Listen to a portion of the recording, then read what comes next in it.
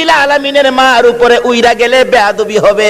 আমিনা বলেন সকল পাখিরা আমার দুই পাশে গুইরা যায়, আমি আমেনাকে সালাম জানাইয়া যায়। কি আশ্চর্য! আমিনা বলেন আচ্ছা কি আমি সন্তানের মা হব?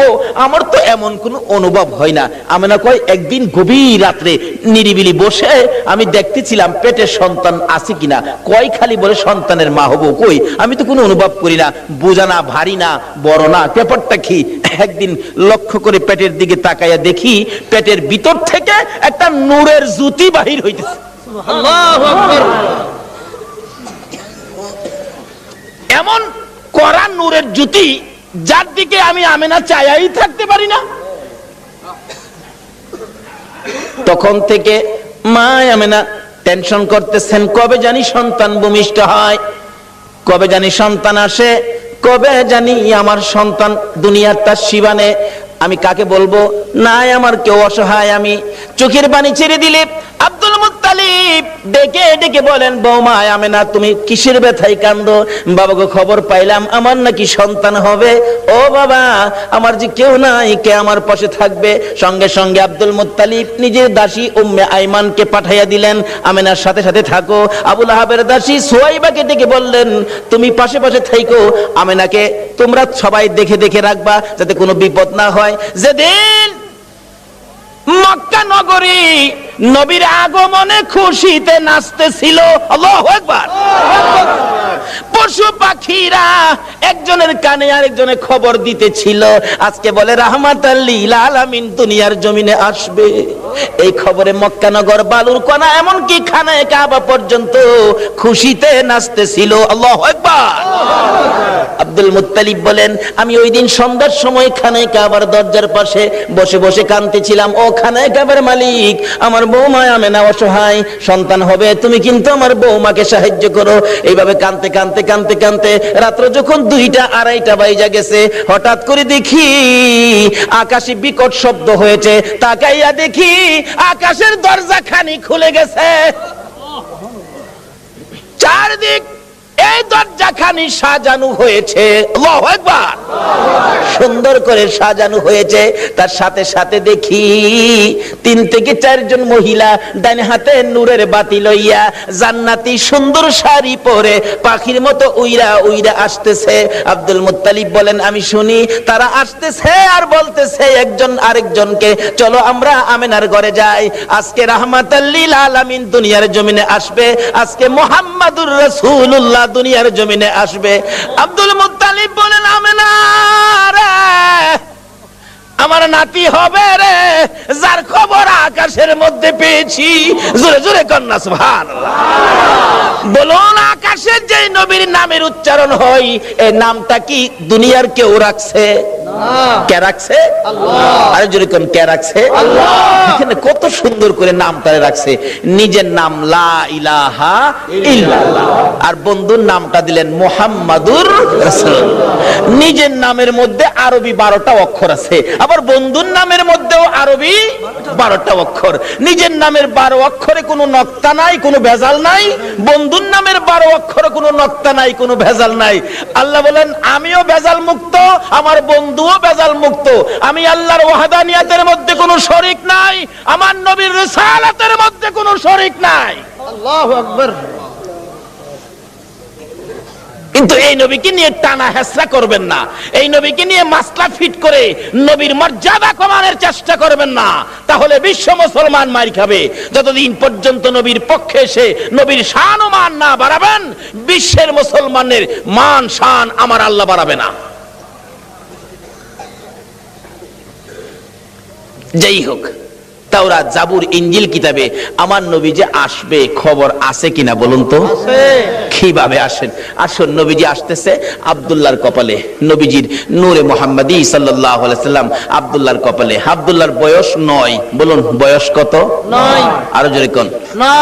9 বয়সের মধ্যেই তো সমস্ত খেলা। আরে 9 মধ্যেই তো জয়। ইসমাইলের বয়স 9, গলায় ছুরি আইছে। এবার আব্দুল্লাহর বয়স 9, গলায় ছুরি আইছে। কিন্তু আব্দুল্লাহও বেঁচে গেল ছুরির থেকে, ইসমাইলও বেঁচে গেল ছুরির থেকে। বলুন তো কার উসিলাই বাঁচছে? সব বিপদ থেকে বাঁচছে আমার আমার নবীর উসিলায়, কিন্তু আমরা যে বাঁচতে পারতেছি না, তাহলে বোঝা গেল আমরা সেই নবীকে চিনতে পারতেছি না। ঠিক। নবীরে চিনছে গো জংলার হরিণী, সুবহানাল্লাহ। মদিনার ঘটনা বলছি। শিকারী দুই পাহাড়ের মাঝখানে সুতার জাল ফিট করছে। জাল, মাছ মারে না জাল দিয়া? না, সুতরাং পানির থেকে তো মাছ মারে জাল দিয়া। শিকারী দুই পাহাড়ের মাঝখানে সুতার জাল ফিট করছে হরিণ ধরার জন্য। সুতার জাল, কিতাবে লিখছে জাল ফিট করছে। গাছ গাছার মধ্যে লাঠি দিয়া বাইরে আইতেছে, দাও ধাক্কা দিতেছে। হরিণ থাকলে দৌড় দিবে নিরিবিলি রাস্তা দিয়ে, এমনি তো সুতার জালে আটকা পড়ে যাবে। এভাবে লাঠি দিয়া বাইরে আইতেছে বাবলা কাটার জঙ্গলার মধ্যে। এক হরিণী এই জঙ্গলার থেকে জীবন বাঁচানোর জন্য দৌড় দিয়ে সুতার জালের মধ্যে পেঁচ খায়া গেছে। শিকারী দৌড়ায় যাইয়া ভালো করে পেঁচাইয়া বিরাট বড় হরিণ কাঁধে করে আনা যায় না। কিতাব লেখে শেষরাইয়া আনতেছে। হরিণী তার বাসায় কান্দে আর ডাকে, শিকারী রে তোর পায়ে দড়ি রে শিকারী, আমারে ছাইরা দে, আমার ছোট্ট দুইটা বাচ্চা অনাহারে মারা যায়। এতটা কান্দে রে শিকারী, শোনে না। একটা গাছের গোড়ায় নিয়ে এই পেঁচানো হরিণ জাল সহ বাইদা শিকারী একটু দূরে চলে গেলে এই পথ দিয়ে আসতেছে রাহমাতাল লিল আলামিন। সকল প্রাণী দুঃখ আমার নবী বুঝতেন কিনা বলুন? শুধু এটাই শেষ নয়, নবীর জীবনী সাহাবীদেরকে নিয়ে নবী আলোচনায় বসলেন। এমন সময় একটা দোয়েল পাখি দৌড়ায়া এসে নবীর সামনে বসে গেছে। সাহাবীরা কে, হুজুর দোয়েল পাখি মানুষের কাছে, পাখি তো মানুষ দেখলে পালায়। রাসূল বলেন তার মনে কোনো দুঃখ আছে, তোমরা চুপ থাকো। একটু পরে আরেকটা বাজ পাখি পাশে বসে গেছে। হুজুর একটা বাজ পাখি আইছে, তারও কোনো দুঃখ আছে, তোমরা বসো। রাসূল জিগায়, দোয়েল পাখি কি দুঃখ তোমার? দোয়েল পাখিটা কাতর সুরে বলতেছে, হুজুর এই বাজ পাখিটা আমার সারাদিন যাবত দৌড়াইতেছে, ধরতে পারলে আমার কলিজাটা খুইলা খাবে। আল্লাহর নবী গো, এই বাজ পাখিটা আমারে খাইবার জন্য দৌড়াইতেছে, হুজুর আমার এটা মনে বড় দুঃখ। কয় কি তোমারে খাওয়ার লেগে দৌড়াইতেছে? এই বাজ পাখি তুমি? হুজুর সন্ধ্যার সময় গাছের ডালে বইছি পেটে খিদা, এই খিদা নিয়ে সারাদিন এটারে দৌড়াইতেছে, হুজুর দরতাল্লা আমি খাই আমার কলিজাটা ঠান্ডা করুম হুজুর। রাসূল দেখে সমস্যা কাউর চেয়ে কাউর কম না। আমার নবী ডাকতেছে, দোয়েল পাখি আয় আয়, তোরে খাইতে চাইতেছে, আয় দিকে আয়। হাতের মধ্যে নিয়ে নবীজি আদর করে বলে দিলেন, যাও যাও তুমি চলে যাও। দোয়েল পাখি চলে গেছে। বাজ পাখি কয় খাইছে, দোয়েল ছাইরা দিছে আমারে সাইজ করব। নবীজি ডাকে, দোয়েল পাখি তুমি চলে গেছো? বাজ পাখি জি, আসো। হুজুর হ্যাঁ ছাইরা দেন, আমি খাইতাম না। জায়গা হুজুর আমি জীবন আর খাইতাম না, আমি ছাইরা দেন। নবী কয়, তোমার পেটে যখন খিদা তুমি আয়ো না, একটা কাইক সামনে দে, আবার দুই কাইক পিছে যাগা। আর এইটা করতেছো কেন বেটা? আস না, সামনে আয় না। আরে বেটা আয়, সামনে আয়। হুজুর মাফ করে দেন, আমি খাইতাম না জায়গা হুজুর। আমার নবী ডাহে, বাজ পাখি তোমার যখন পেটে বড় খিদা, আয় আমার পাশে আয়, আমি নবীর গাল থেকে দুই টুকরা গোশত খাইয়া তোর কলিজা ঠান্ডা করে যা। আয় আমার গাল থেকে গোশত খা। বাজ পাখি নবীর সুন্দর চেহারার দিকে তাকাইয়া দুইটা চোখের পানি জর্জর করে ছেড়ে ছেড়ে কাঁদতেছে আর বলতেছে, হুজুর আর আমার খাইতে হবে না, আপনার সুন্দর বিচার দেখে, আপনার সুন্দর চেহারা দেখে না খাইয়া আমি বাজ পাখির কলিজা ঠান্ডা হইয়া যায়। বলতেছিলাম সকল পশু পাখিরা পর্যন্ত আমার নবীর কাছে শান্তি পাইতো, সমস্যার সমাধান পাইতো, কিন্তু আমরা উম্মত হইয়া নবী দ্বারা সমস্যা সমাধান করতে পারলাম না। বলতেছিলাম হরিণী আমার নবীকে দেখে দুইটা চোখের পানি ছেড়ে ছেড়ে কান্দে। মাবুদ মনের দুঃখ কার কাছে কমুখ? তোমার বন্ধু আইসা গেছে, আমার জবানটা খুলে দাও না, তোমার বন্ধুর সাথে কথা বলি। আমার আল্লাহ বলেন, হরিণী রে আমার বন্ধুর সাথে কথা বলার জন্য জবান চাইছস, যা আমি আল্লাহ খুলে দিলাম। সুবহানাল্লাহ। হরিণের কথা পর্যন্তই আমার আল্লাহ শুনে বন্ধুর পক্ষে যদি যায়, আমরা যদি নবীর পক্ষে থাকি, বলুন আমাদের কথা আল্লাহ শুনবে কিনা? ডাকতেছে, হরিণী আয়, কি দুঃখ তোর? কয় জালের ভিতরে হুজুর আমার দুইটা বাচ্চা হুজুর, সবে মাত্র প্রসব করেছি, পেটের খিদায় ঘাস পানি খাইতে আসছি, আমার শিকারী জাল দিয়ে দৌড়ে ফেলাইছে হুজুর, আমার তো বাচ্চা দুইটা না খায়া মারা যাবে হুজুর, মনে হয় আদা মরা হয়ে গেছে হুজুর, আমার যদি দয়া করে একটু সময়ের জন্য ছেড়ে দিতেন, আমি বাচ্চা দুইটারে দুধ খাওয়াইয়া আমি আবার চলে আসব। হুজুর দিবেন কি? রাসূল বলেন ঠিক আছে। নবীজি জালের পেঁচ খুইলা জালটা নিজের হাতে লইয়া এবার হরিণ দিছে ছাইরা। হরিণ তো দৌড়ায় যাইতেছে আর শিকারী এদিক দিয়ে আইসা পড়ছে। আইসা জিগায় আমার হরিণ কই? হরিণ ছাইরা দিছি। আরে কোন কি আমি হরিণ ধরলাম, ছাইরা দিলেন আপনি? কবাটা চিন্তা করিস না, হরিণ কিছুক্ষণের মধ্যে ফিরে আইব। শিকারী হাসে, কি আশ্চর্য, ধরতে পাই না হরিণ, আবার ছাড়লে ফিরে আইব, এটা কথা কইলেন? আচ্ছা আপনাদের ধারণা কি যেই নবী হরিণ ছাড়ছে হরিণ আইব কিনা? কেন আমরা না চিনলেও হরিণ এই নবীরে শিকারী আশ্চর্য হই আমার নবীরে দমক দিতেছে। আমার নবী বলেন শিকারীরে দমক দিস না রে, যতক্ষণ পর্যন্ত তোর হরিণ না আসবে আমি নবী এই গাছতলা ছাড়বো না। চিন্তা করিস না। হরিণী দৌড়ে যাইয়া বাচ্চাদের সামনে হাজির, চোখের পানি ছাড়তেছে। বাচ্চারা জিজ্ঞেস করে মা এইভাবে কান্দো কেন গো মা? হরিণ কোনো কথাই কয় না, খালি কান্দে। বাচ্চারা বলেন মা কেন কান্দো? অবশেষে হরিণ বলতেছে বাচ্চারা রে, শিকারীর হাতে বন্দী হয়ে গেছি রে বাচ্চারা, দুধ খাইবিনি খা, আমারে মা বলে ডাক দিবিনি ঢাক, জীবনের স্বাদ মিঠাইয়া দে, মা কইয়া ডাক দিয়া দে, মারে জীবনের শেষ দেখা দেখা দে রে, দেরি করিস না, রাহমাতাল লিল আলামিনের হাতে রশি লাগাইছি তোদেরকে এক নজর দেখার জন্য, একটা টান দুধ খাওয়ানোর জন্য রাহমাতাল লিল আলামিনের হাতে রশি লাগাইছি, দেরি করিস না, দুধ খাইবি নি খা রে সন্তানেরা, মা কইয়া ডাকবি নি রে ডাক, আর জীবনে দেখা হবে না। বাচ্চা দুইটা একটার সাথে আরেকটা কি যেন কথা বলতেছেন, এ কথাই একজন আরেকজনকে বলে ও শোনো, এক ভাই আরেক ভাইকে বলতেছেন হরিণের বাচ্চারা, মা বলে আমার নবীর হাতে রশি লাগাইছে, এই বেয়াদবি মা করেছে, জীবন দিব রে মার দুধ খাইবো না। আল্লাহু আকবার। বাচ্চা হরিণ হইয়া নবী চিনে, উম্মত হইয়া নবী চিনলাম না। নবীর যারা চিনেছে, নবীর পক্ষে যারা গিয়েছে, বলুন তাদের সমস্যা আছে না দূর হইয়া গেছে? দূর হয়েছে। কিভাবে দূর হয়েছে বাস্তবে আসুন।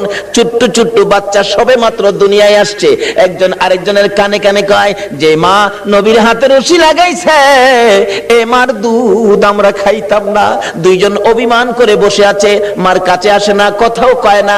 মা বারবার ডাকে সন্তানেরা রে আয় দুধ খায়া দে, চোখের পানি ছাড়ে আর ডাকে। বাচ্চারা বসে জবাব দেয় মা ইয়া তো হারামি মা, তুমি এত নিষ্ঠুর মা, তুমি আমাদেরকে দুধ খাওয়ানোর জন্য আমার নবীর হাতে বুঝে রশি লাগাইছো, তোমার মতো বেয়াদব মার দুধ আমরা খাইতাম না। মা যতক্ষণ পর্যন্ত নবীর কাছ থেকে বেয়াদবির ক্ষমা না আনবা, ততক্ষণ পর্যন্ত আমরা তোমার দুধ খাইতাম না। কারণ তারা চিনে গো, এই নবী না হইলে আমরা হইতাম না, কিন্তু আমরা উম্মত হইয়া নবী চিনলাম না। দয়ার নবী মায়ার নবী দাঁড়িয়ে আছে, শিকারী ধমক দিতেছে তাড়াতাড়ি আমার হরিণ আইনা দেন। এমনি সময় বাচ্চা দুইটা বলে মা চলো না আমরাও নবীর কাছে যাব, তোমার বেয়াদবির ক্ষমা আনবো। বাচ্চা দুইটার সঙ্গে করে হরিণ নিয়ে আসতেছে, কাছাকাছি আসার পর নবীর ধমক দিতেছে। হরিণ দূর থেকে ডাক মারছে, আরে শিকারী তোর পায়ে ধরে আমার নবীরে ধমক দিস না রে, আমার নবীর ধমক আমি সইতে পারি না রে। আল্লাহু আকবার। আমার নবীর কষ্ট হরিণ হইয়া সইতে পারে না, আমরা উম্মত হইয়া কেমনে সইলাম গো। হরিণ ডাকতেছে শিকারী রে দমক দিস না রে, আমার নবীরে দমক দিস না, পিছনে চাইয়া দেখ আমি আইসা গেছি। শিকারী পিছনে চাইয়া দেখে হরিণ গিয়েছিল একটা, অহন দুইটা বাচ্চা ও সাথে মোট তিনটা দেখা যায়। হরিণ দেখে আর কিছু কয় না। বাচ্চা হরিণ দুইটা যখন নবীর সুন্দর চেহারা দেখা যায়, মায়ের আগে আগে বাচ্চা দুইটা যাইয়া আমার নবীর দুইটা পাও মুবারকে পড়ে গেছে। হুজুর হুজুর গো আমার মা বেয়াদবি করেছে হুজুর, আমরা দুইটা বাচ্চা আপনার পায়ে ধরি, আমার মার বেয়াদবির ক্ষমা দেন। যতক্ষণ পর্যন্ত আমার মার বেয়াদবির ক্ষমা না দিবেন গো আমরা জীবন যাবে এ মায়ের দুধ আমরা খাবো না। আমার নবী ডাকে, শিকারী রে বল এবার হরিণ কোনটা নিবি? বড় হরিণটা নিবি না বাচ্চা দুইটা নিবি? না, যেই নবী হরিণ ছাড়লে হরিণ আসে সেই নবীর নিবি। শিকারী একবার নবীর দিকে চায়, আবার হরিণের দিকে চায়, আবার বাচ্চাদের কাণ্ড কারখানা দেখে শিকারী একটা চিৎকার মাইরা ডাক মারছে, হুজুর আর আমার হরিণের দরকার নাই গো।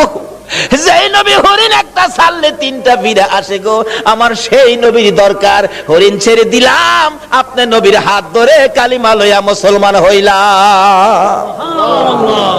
আজকে পশু পাখিরা পর্যন্ত আমাদের নবীকে দিয়ে বিপদ থেকে উদ্ধার হয়, কিন্তু আমরা পারতেছি না। বোঝা গেল আমরা নবীকে ভালোবাসতে শিখি নাই, আমরা এখনো নবীর পক্ষে যাইতে শিখি নাই। কিভাবে যাবেন আসুন আগে বাড়ি।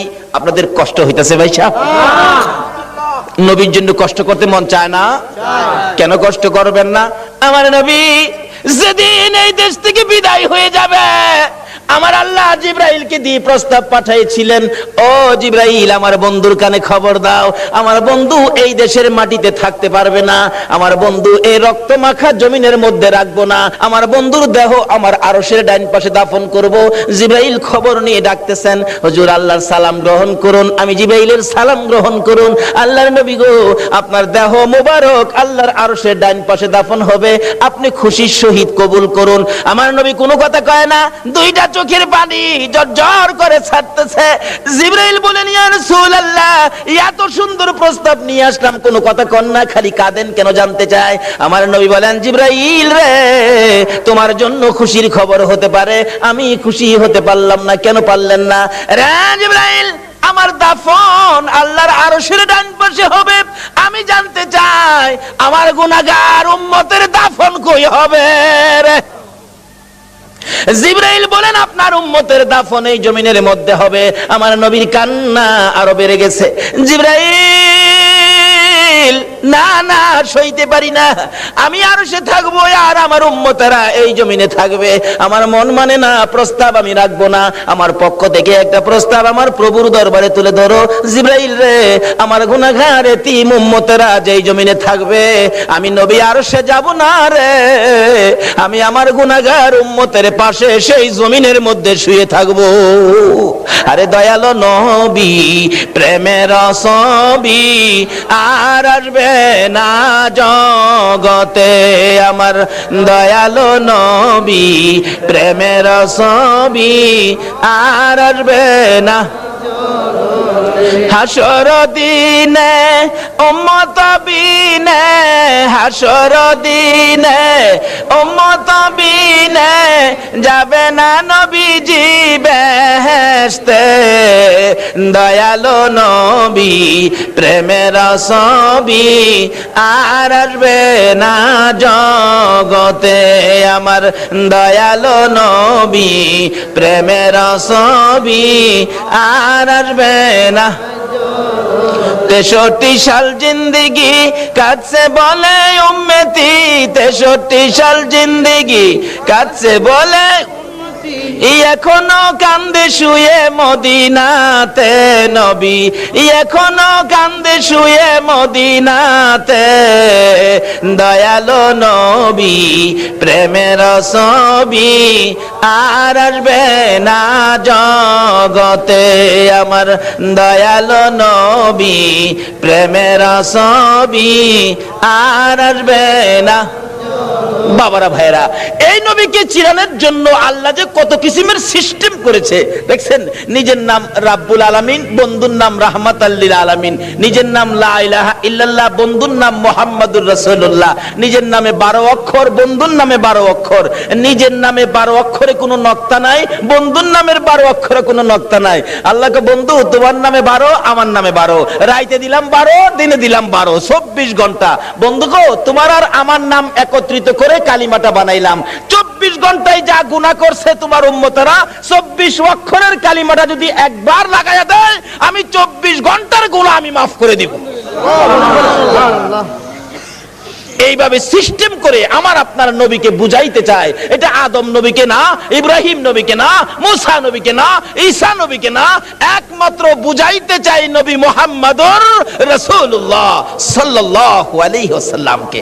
এই নবীকে চিনতে পারলে কোনো সমস্যা থাকবে না, সব দূর হয়ে যাবে। আসুন, এই নবীকে চিনবেন কিভাবে? চিনাইতেছে ছোট কাল থেকে, নবী দুনিয়ায় আসে নাই, তার আগের থেকে খবর।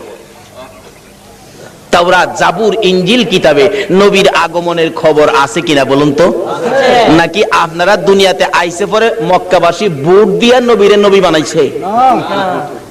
আমাদের দেশের কিছু লোকের ধারণা নবীরে বুট দিয়া ওই বানাইছে। কি যে টানা হেসরা! কেউ কেউ নবীরে মাটি দা বানাইছে। গত 2 রাত আগে এক মাহফিলে গেছি, একবারে জোর গলায় কইতাছে, আবার যুক্তি দিতাছে। কয়, শুনেন বাবারা, এক জাতের আলেম বাইরিছে নবীরে নূর কয়। ফেরেশতারা তো নূরের তৈরি, ফেরেশতাদের কোনো প্রস্রাব পায়খানা করে? শ্রোতারা কয় না। নবী যদি নূরের তৈরি হইতো, নবী তো প্রস্রাব পায়খানা করতো না। নবী প্রস্রাব পায়খানা করছে না? আবার জিগায়। শ্রোতারা কয় জি করছে। তাইলে নবী নূর হইছেন করতে? নূরের হইলে তো প্রস্রাব পায়খানা বন্ধ হইতো। কেমনে যুক্তি দিয়ে বুঝা দেন? কোন নবীরে মাটি দা বানাইছে? নাউজুবিল্লাহ কান্না। নবীরে মাটি দা বলে বানাইছে? আমার নবী হযরত জাবের রাদিয়াল্লাহু তাআলা প্রশ্ন করেছিলেন, ইয়া রাসূলুল্লাহ, সৃষ্টি সম্পর্কে কিছু বলুন। রাসূল বলেন, আউয়ালু মা খালাকাল্লাহু নূরি। বলুন, এই হাদিসটা কি কেউ অস্বীকার করতে পারবে? আউয়ালু মা খালাকাল্লাহু নূরি। রাসূল বলেন, জাবের, সর্বপ্রথম তোমার নবীর নূর মুবারককে সৃষ্টি করা হয়েছে। এই কথাটা নবীজি বলছে, তাহলে কথাটা সত্য হবে না মিথ্যা হবে? নবী কইব নূর, আপনি যদি কোন মাটি, তাইলে কথাটা সঠিক হইল? নবীজি খালি নূর এটাই শোনা। হযরত উসমান গনি জিন্নুরাইন কিতাবের মধ্যে উসমান গনির নামটা আসলেই লেখা হয় জিন্নুরাইন, অর্থাৎ উসমান গনি নবীজির 2 মেয়েকে বিবাহ করেছিলেন বিদায় উসমান গনির নামের মধ্যে লকব হলো জিন্নুরাইন, অর্থাৎ 2 নূরের অধিকারী। যেই মৌলবী কয় নবী মাটি, হ্যাঁ নিজেও পড়ছে উসমান গনি জিন্নুরাইন, সন্তানেরা নূর, আর নবী বলে মাটি। এরকম কিছু ধাক্কা ধাক্কি আমাদের বাংলাদেশে আছে কিনা বলুন তো? এই বলে ইসলাম তারে বিশ্ববাজারে ধ্বংস করে দিচ্ছে। আল্লাহ বলছে ইসলাম আমার মনোনীত ধর্ম, নবী বলছে সুন্নি জামাত আমার মনোনীত জামাত, এর বাইরে কোনো জামাত নাই। জোরে কোন সুবহানাল্লাহ। মক্কা নগর যেদিন বর্বর যুগ ছিল, মেয়ে হইলে জীবিত দাফন করত, জীবিত মাটি দিত। আমার নবী দুনিয়াতে আসার পর এই অবস্থা যখন চলতেছিল, নবীজির একজন সাহাবী, যে নাম দাহিয়া কালবি, নিজের হাতে 70 থেকে 72টা কন্যাকে জীবিত দাফন করেছে। 72টা মেয়েকে জীবিত দাফন করেছে। ও মা বোনেরা, তোমাদের শান, তোমাদের মান, তোমাদের ইজ্জত বাড়িয়েছে নবী মুহাম্মদুর রাসূলুল্লাহ। তোমরা তো এই নবীর পক্ষে আসতে রাজি হও না। আসো আগে বাড়তেছি।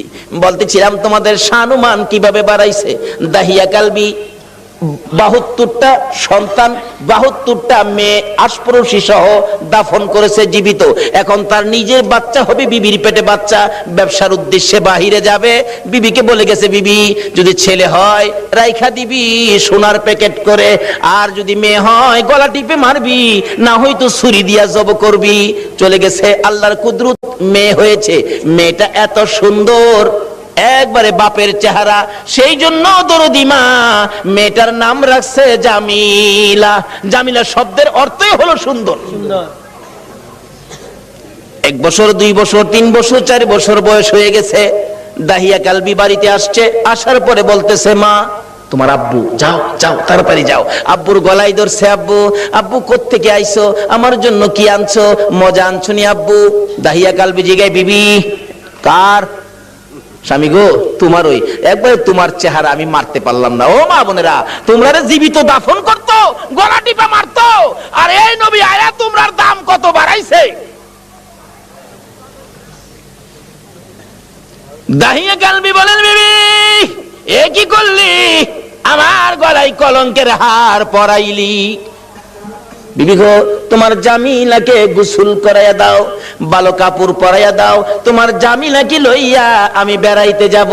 মা ভাবছে আমার জামিলার প্রতি বুঝি স্বামীর মায়া হয়ে গেছে, সন্তান হিসাবে বুঝি আর মারবে না, মায়া বুঝি হয়েছে। বাবা বাবা ডাক শুনে জামিলাকে গোসল করাইতে গেলে জামিলার মা বলেন, কেন জানি গো, আমি জামিলার মাথায় পানি দিতে পারি না, আমার হাতে পানি ওঠে না, আমি জামিলাকে গোসল করাইতে পারি না, আমার মন ভেঙে গেছে, আমি জামিলাকে কাপড় পরাইতে পারি না, আমার কলিজার মধ্যে দাও দাও করে আগুন জ্বলতেছে। বলুন, সন্তানের উপর যদি কোনো বিপদ আসে আগে খবর জানে কে? আর যদি কোন কে জানে? আজকে এই মা কি জিনিস, বাবা কি জিনিস আমরা চিনি না। বলতেছিলাম জামিলার মা কাপড় পরাই, চোখের পানি ছাড়ে। জামিলা জিজ্ঞেস করে, মা আমাকে কাপড় পরাও, তুমি কাঁদো কেন? জামিলার মা বলেন, রে সন্তান, আয় আমার আদুরের মেয়ে, আমি যে তোমার কাপড় পরাই, গোসল করাই, কেন জানি আমার কলিজার মধ্যে আগুন জ্বলতেছে, বুঝি না তোমার বাবা জানি কোন বেড়ানি বেড়া। সঙ্গী করে লিয়ে রওনা হলেন।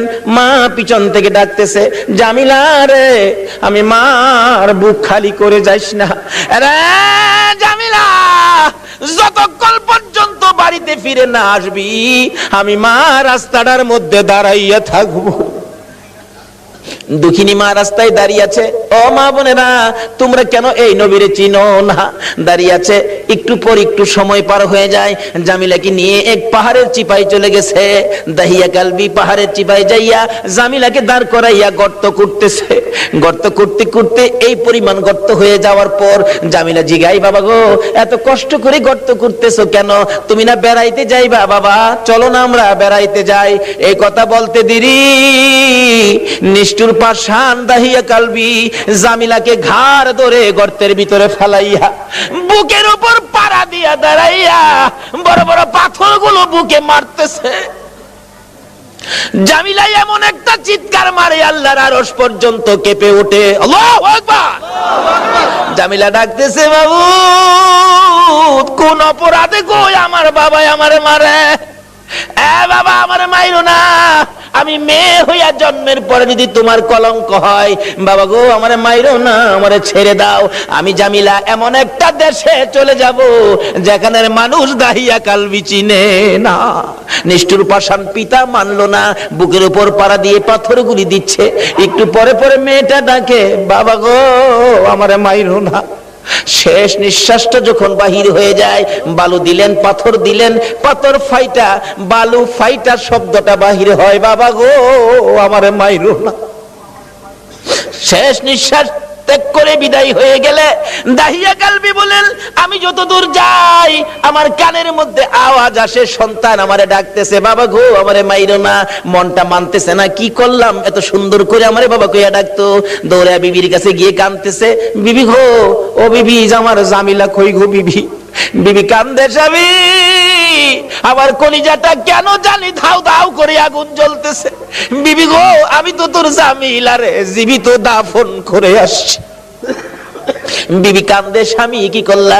একটা দৌড় মারছে আমার নবীজির দরবারে, ইয়া রাসূলুল্লাহ আমি দাহিয়া কালবি অপরাধী আপনার কাছে আসছি। কি করেছো হুজুর? আমি 70 থেকে 72টা মেয়ে জীবিত কবর দিয়েছি, কিন্তু শেষ মেয়েটা আমার নিজের মেয়েটা ছিল, এত সুন্দর চেহারা ছিল হুজুর, আমার যখন বাবা কইয়া ডাকছে গো, এখন তো আমি ডাক আর বলতে পারি না হুজুর গো, এই অপরাধ কি আমি ক্ষমা পাবো? আমার নবী বলেন, দাহিয়া কালবি রে, আয় আমার পাশে আয়, আমার হাতে হাতটা লাগাইয়া একবার কালিমা শরীফ পাঠ করে দে, আমি তোর পক্ষ থেকে আল্লাহর কাছে ক্ষমা চাবো, আমার আল্লাহ তোরে ক্ষমা করে দিব। আমার নবী ওই দিনের পর ঘোষণা করে দিলেন, আর কোন মেয়ে সন্তান মারা যাবে না, জীবিত কবর দেওয়া যাবে না। যার একটা মেয়ে হবে সে বেহেশতি হবে, যার 2টা মেয়ে হবে সে বেহেশতি হবে, যার 3টা মেয়ে হবে আমি রাসূলের সাথে বেহেশতি হবে। জোরে জোরে কোন সুবহানাল্লাহ। বলুন মেয়ের দাম বাড়াইছে কিনা আমার নবী? এখন মহিলারা এই নবীর পক্ষে আসা দরকার আছে কিনা? ও মা বোনেরা, যদি আমার নবীর পক্ষে আসতে পারো, দেখো না পুরস্কার কি আসে। বলতেছিলাম, নওফেলের মেয়ে মরিয়ম তরবারিটা হাতে লইয়া যুদ্ধের পোশাকটা পরে ঘোড়ার উপর সওয়ার হইয়া ডাক মারছে, একটা চক্কর লাগাইয়া, রে মক্কার যুবতীরা আয়, আমি নওফেলের মেয়ে মরিয়ম ডাক দিলাম। ডাক দেওয়ার সঙ্গে সঙ্গে 200 যুবতী মহিলা নওফেলের মেয়ে মরিয়মের পক্ষে এসে গেছে। সুবহানাল্লাহ।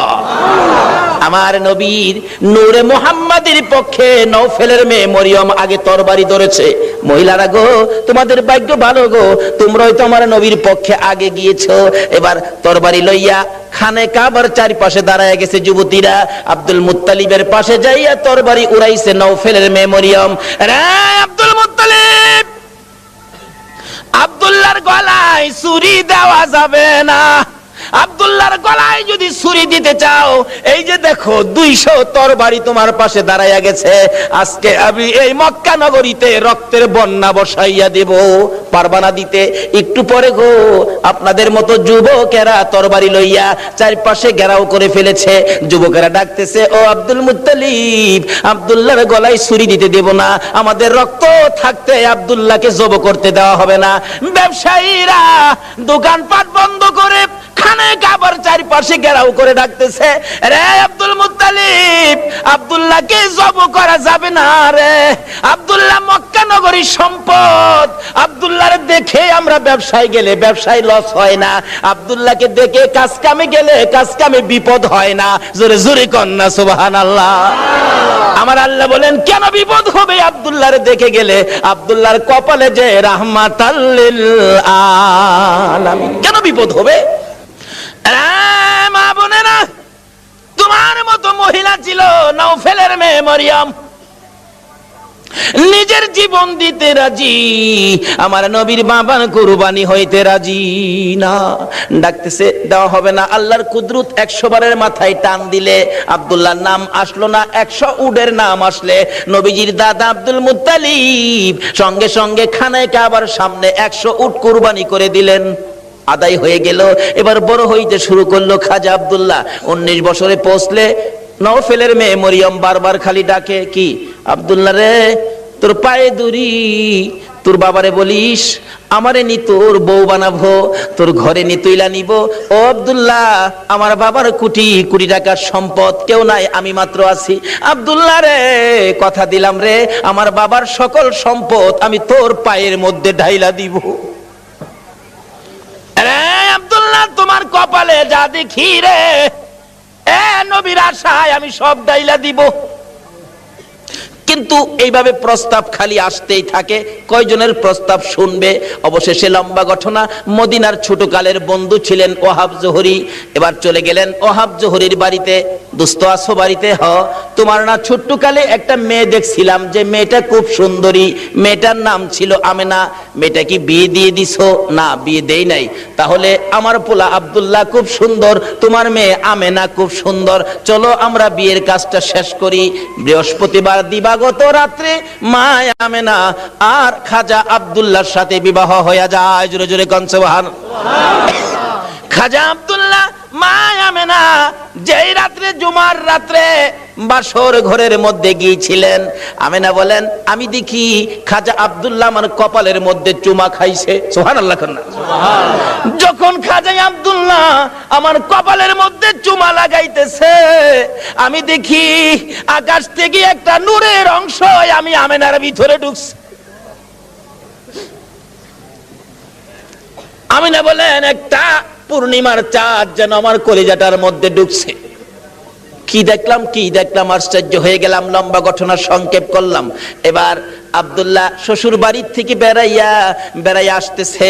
নওফেলের মেয়ে মরিয়ম 2 দিন 3 দিন হয় আব্দুল্লাহরে দেখে না, কলিজা মানে না। হঠাৎ দেখে রাস্তা দিয়ে আসতেছে, দাঁড়িয়ে আছে। আব্দুল্লাহরে দেখা যায়, কিন্তু আগের আব্দুল্লাহ তো না, ব্যাপারটা বুঝি না। বাড়ির কাছাকাছি আসলে ডাইকে আব্দুল্লাহরে ঘরে নিত, আজকে ডাক দেয় না। নওফেলের মেয়ে মরিয়ম ঘরের ভিতরে ঢুকতেছে, 2টা চোখের পানি ছেড়ে দিছে। মাবুদ, মনের আশা বুঝি পুরা হইল না। খাজা আব্দুল্লাহ নিজেই পিছে গিয়া ডাকে, রে মরিয়ম, অন্যদিন আমারে ডাকতা, আজকে কেন আমারে ডাকো না? ব্যাপারটা কি জানতে চাই। এবার চোখের পানিগুলি মুছতেছে আর বলতেছে, আব্দুল্লাহ রে, আজকে তো আগের আব্দুল্লাহ দেখি না। যা দেখে আমি পাগল ছিলাম রে, তারে তো তোর কপালে দেখি না। রে মা বোনেরা, পাগল হও না গো আমার নবীর জন্য।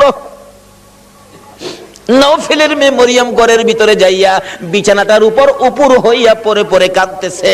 আব্দুল্লাহ মাতার পাশে বসে বসে সান্ত্বনা দিচ্ছে। এবার উঠে বসে বললেন, আব্দুল্লাহ সত্য করে কো, তুমি কি বিয়ে করেছো? হ্যাঁ আমি বিয়ে করেছি। কোথায়? মদিনায়। তোমার স্ত্রীর নাম কি? স্ত্রীর নাম আমেনা। একটা চিৎকার মারছে মরিয়ম, আমেনা গো তোমার জীবন ধন্য হইয়া গেছে। আরে আব্দুল্লাহ, আমি যে তোমারে প্রাণে মনে ভালোবাসতাম, সব তোমারে দিতাম বলেছিলাম কেন? আমি আমার বাবার কাছ থেকে তাওরাত, জাবুর, ইনজিল কিতাবের মধ্যে পেয়েছি আখিরি নবী আসবে। নবীর বাবার নাম, মায়ের নাম ছিল, এমনকি তোর কপালের মধ্যে আখিরি নবীর নূরের নিশানা ছিল। আব্দুল্লাহ রে, আমি তো তোকে ভালোবাসি নাই রে আব্দুল্লাহ, আমি আখিরি নবীরে ভালোবাসা চাইছিলাম। সব দিব রে, তোমার বিবি হব রে আব্দুল্লাহ। তোমার বিবি হইয়া আমি রাহমাতাল লিল আলামিনের মা হইব রে। আব্দুল্লাহ কসম খাইলাম রে, রাহমাতাল লিল আলামিনের মা যখন হইতে পারলাম না, আর জীবনে কোনোদিন বিবাহ বসবো না। আমার আল্লাহ বলেন, ও মরিয়ম, আমার বন্ধুর ভালোবাসায় চাইছিলি আমার বন্ধুর মা হইতি, মনে বড় আশা ছিল, হইতে পারলি না। তোর ভালোবাসা টুকুন আমি আল্লাহ কবুল করেছি। জোরে জোরে কন্যা সুবহানাল্লাহ। আরে নবীর প্রেমের পাগল যারা প্রেম খেলা খেলে, বলুন নবীর প্রেমের পাগল যারা, নবীর প্রেমে ওয়াস করনি দন্ত দেয় ফেলে, নবীর প্রেমে ওয়াস করনি দন্ত দেয় ফেলে, নবীর প্রেমের পাগল যারা প্রেম খেলা খেলে। হাইরে নবীর প্রেমের পাগল যারা। হানজালা পাগল ছিল, নবীর প্রেমে জীবন দিল। হানজালা পাগল ছিল, নবীর প্রেমে জীবন দিল। গোসল করাইলো তারে ফেরেশতার দলে, গোসল করাইলো তারে ফেরেশতার দলে। নবীর প্রেমের পাগল যারা প্রেম খেলা খেলে, হাইরে নবীর প্রেমের পাগল যারা। বলতেছিলাম দয়ার নবী, মায়ার নবীর প্রেম আর ভালোবাসায় কসম খাইলেন জীবনে আর কোনোদিন বিবাহ বসবে না। হাসরের জমিন যেদিন কায়েম হবে, ওই মরিয়মের আমার নবীর প্রতি ভালোবাসার পুরস্কার দিবেন আমার আল্লাহ।